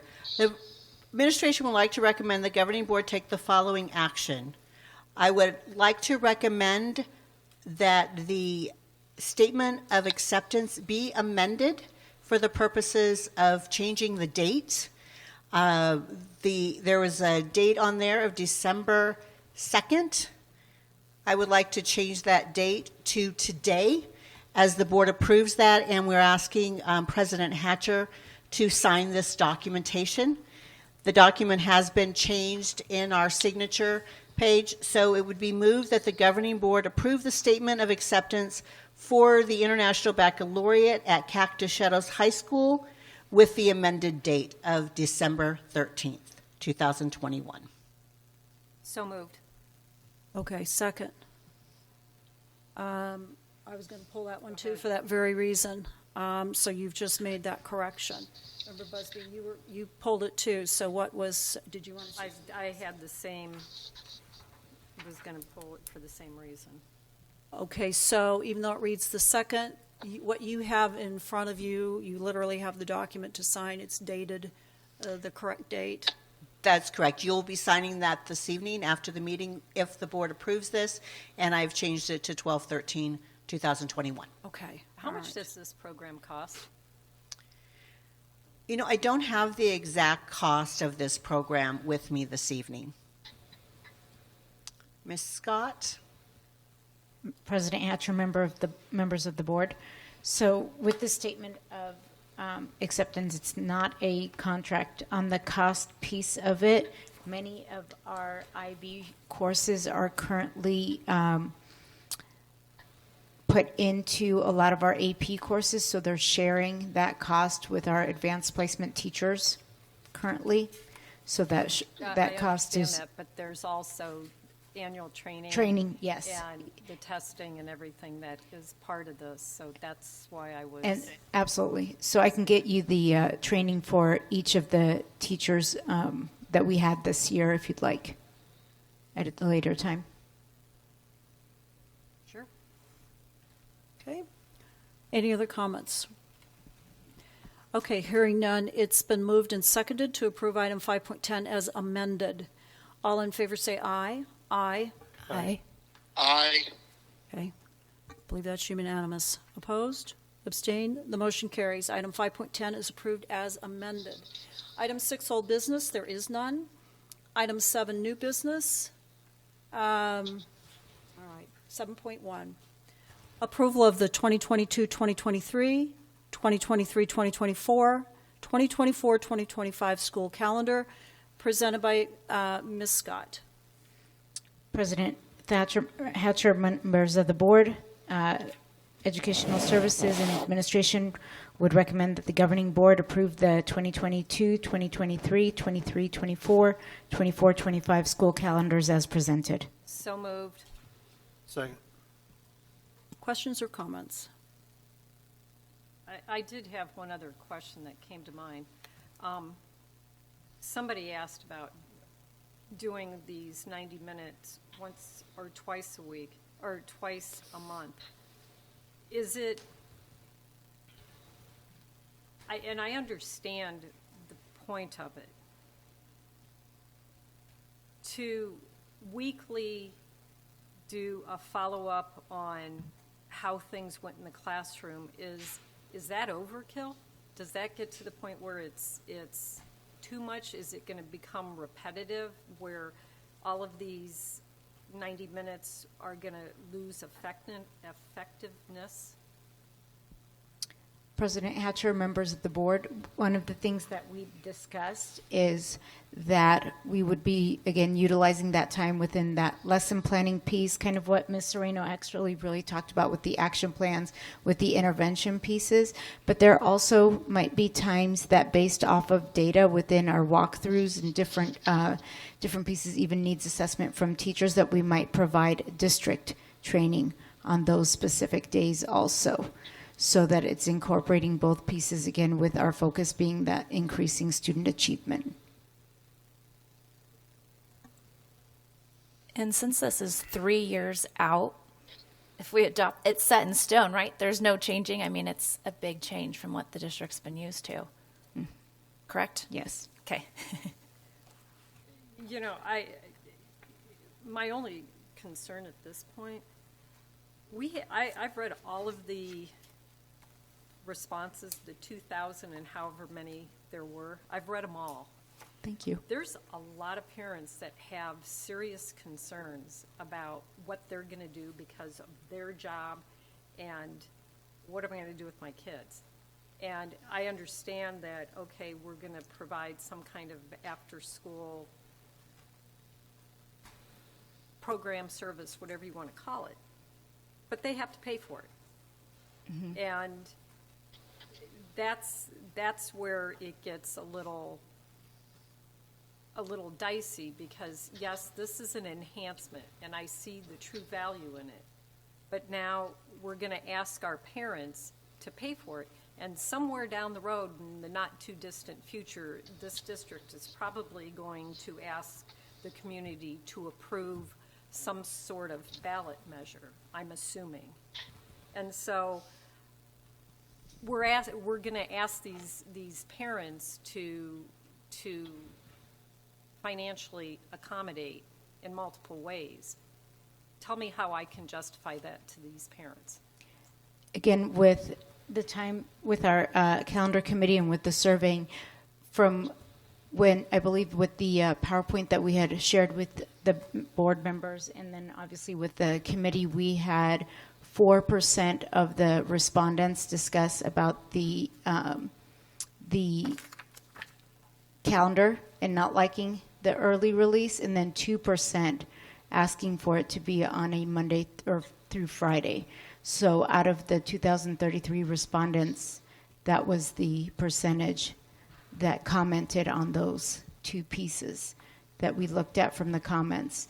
The cost piece, again, we understand that piece, and that's where we're working closely with ECS to ensure that it's a fair and minimal cost. But again, our main focus is that we want to ensure that our students are increasing achievement, and that our students across, one of the things that was brought up by board members in the past is that if students are in second grade at one school site, they want to ensure that it's the same material that's being handled at second grade and into another school site, and then that articulation with 7th and 12th grade, and that's what this is going to provide that specific time for. Let's pause for just a second. I want to go ahead and make a motion to go beyond 9 o'clock if necessary, because obviously it is going to be necessary. So I moved that we carry the meeting past 9 o'clock. Is there a second? Second. Okay, all in favor? Aye. Member Brown, did you just hear that motion? No, I did not. Okay, the motion's on the table to take the meeting past 9 o'clock our time, and there is a second, so we're now voting. So, Okay. all in That's favor? I vote yes. Okay. All right. So we're all an aye. We will take the meeting past 9. The motion carries. Thank you. Okay. Are there any other comments or questions relating to 7.1? Just real quickly, President Hatcher, members of the board, my suspicion, my crystal ball, my guess is the vast majority of families will find a way for their child to be able to have some sort of daycare that's not even our Cave Creek offering, the great deal that we offer them. So I just base that on my past experience in other districts. Obviously, Cave Creek is unique, but that families find a way where Johnny's mom watches Johnny and his friend after school, and the majority, although it feels like we'll be overcrowded on those early releases, my guess is we won't be at all. That parents will find a way to make it work, or for someone else to pick up Johnny or what have you. So that would be my prediction for that. Or the parents will find another school district. This is not, this early releases. I've been in almost every district that I've been in. I mean, it's just something that we have to. I mean, it's there. It's a given. So I understand the concern, but this is not like some unusual entity that we're talking about here. So just to kind of put that out there, this is a pretty much every district thing on some level or another.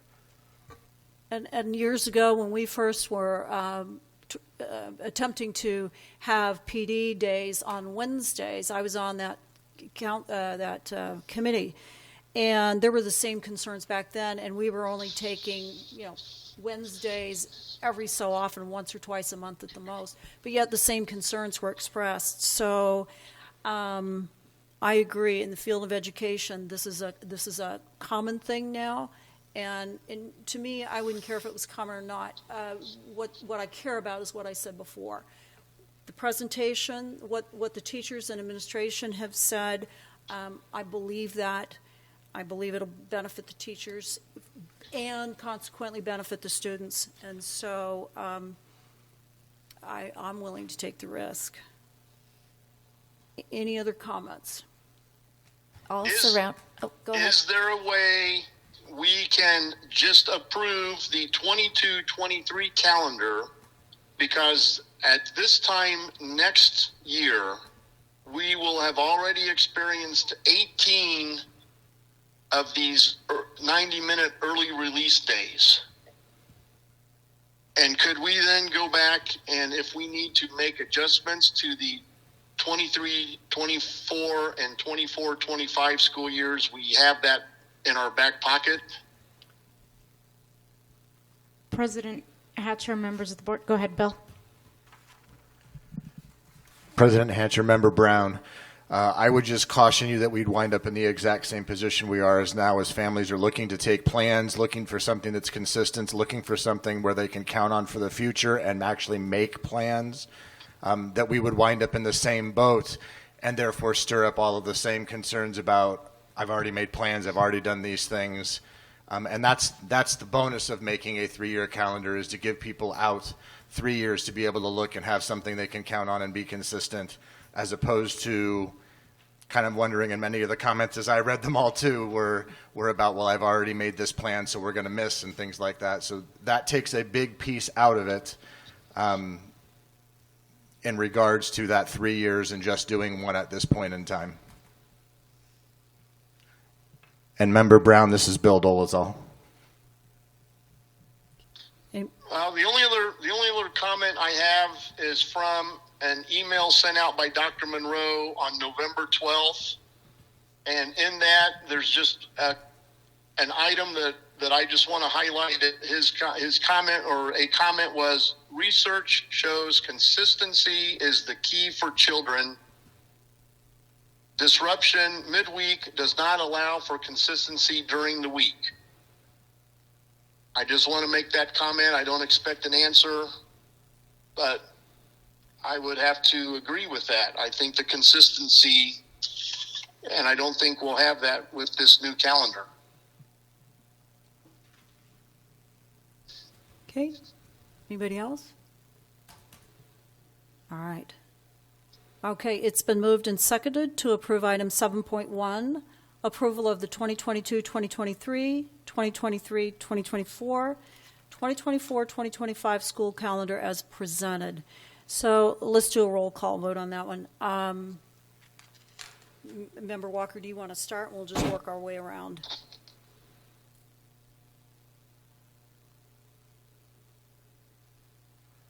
Sorry. It's all right. 3 years is a big commitment.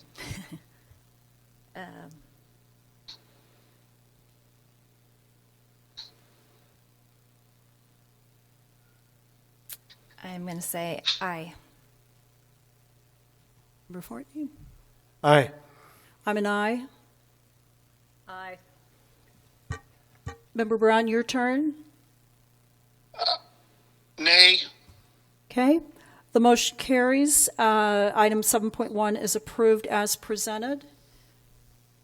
All right. Item 7.2, approval of qualified evaluators, presented by Ms. Nancy Scott. President Hatcher, members of the board, we ask that the governing board approve the qualified evaluators as presented. All right. Is there a motion to approve? So moved. Second. Okay. Questions? Nada? All right. Hearing none, it's been moved and seconded to approve item 7.2, approval of qualified evaluators as presented. All in favor say aye. Aye. Opposed? Okay. Sorry. Said aye. Okay. Opposed, abstain. The motion carries. It's unanimous. Item 7.2 is approved as presented. Item 7.3, approval of Sonoran Trails Middle School and Cactus Shadows High School course catalog, presented by Ms. Nancy Scott. President Hatcher, members of the board, we ask that the governing board approve the course catalogs as presented. Okay, is there a motion? So moved. Is there a second? Second. Questions or comments? Question. when was the last review of the catalog done?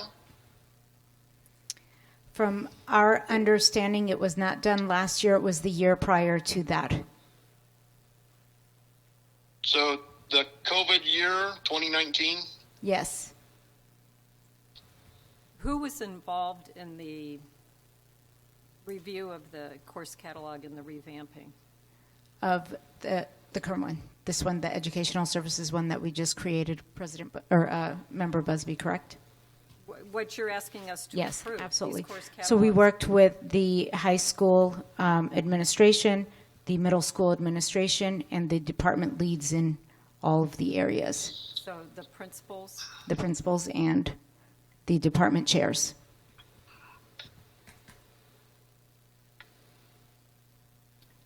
Any other questions?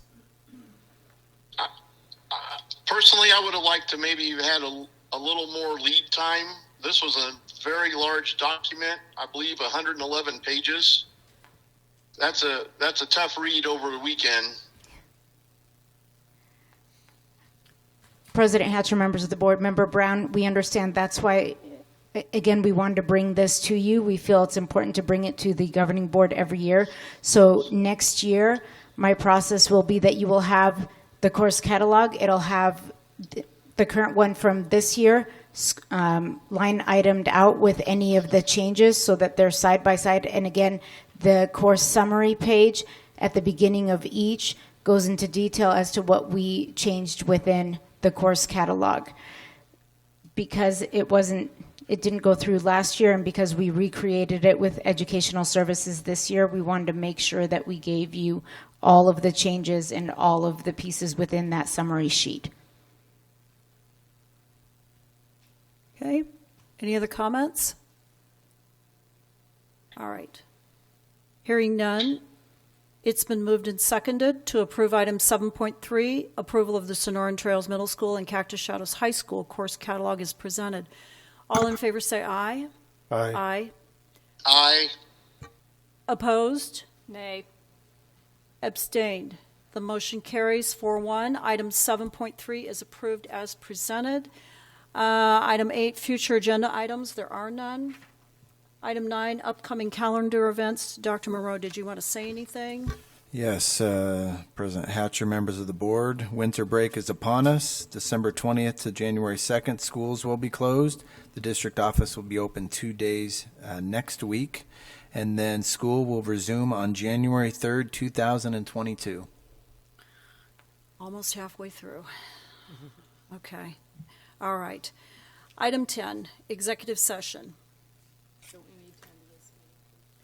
I'm going to read this, and we're going to make a motion to enter. So item 10 is executive session, ARS 38-431.03, 8.A.1.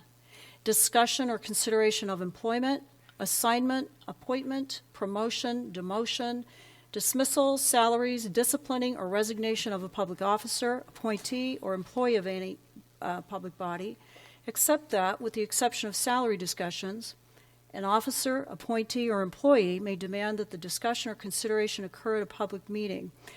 We are conducting the superintendent's formative evaluation tonight. So is there a motion to enter executive session? So moved. Is there a second? Second. All right, we will go into executive session. We didn't end the general meeting. Council, we don't need to end that general meeting, do we? We just vote to go into executive session. President Hatcher, that's correct. You voted to go into an executive session, and so you don't need to end the general meeting. You'll do that when you adjourn, when you exit the executive So session. when we come back, we reconvene into general meeting to adjourn out of it. Exactly. And it's my Okay. understanding that you're going to ask the individuals in the boardroom to leave the boardroom so that so that Board Member Brown can stay on the phone. Right. So. Okay. All right. Thank you. I'm sorry, did we not vote? Yeah. There has to be a vote. Oh, with this. sorry. Yep. Yep. All in favor to move into executive session, say aye. Aye. Aye. Opposed? Abstained? Motion carries. We'll go into executive session. Do you want to? Yes. Yeah, I need to use that. So, Scott, we're going to take a 5-minute break or so. Okay.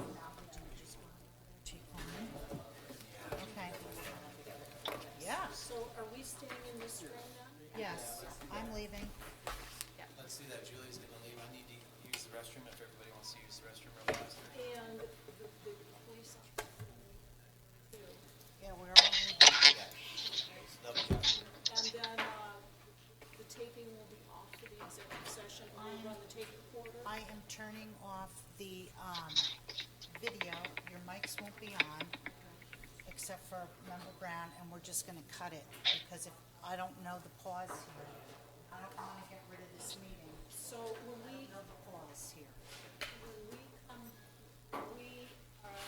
come back into public session along with this meeting, we need to go get you, right? Yes, before somebody's going to get me. Then somebody's going to turn that machine back on and begin. Yeah, I'm going to stop recording.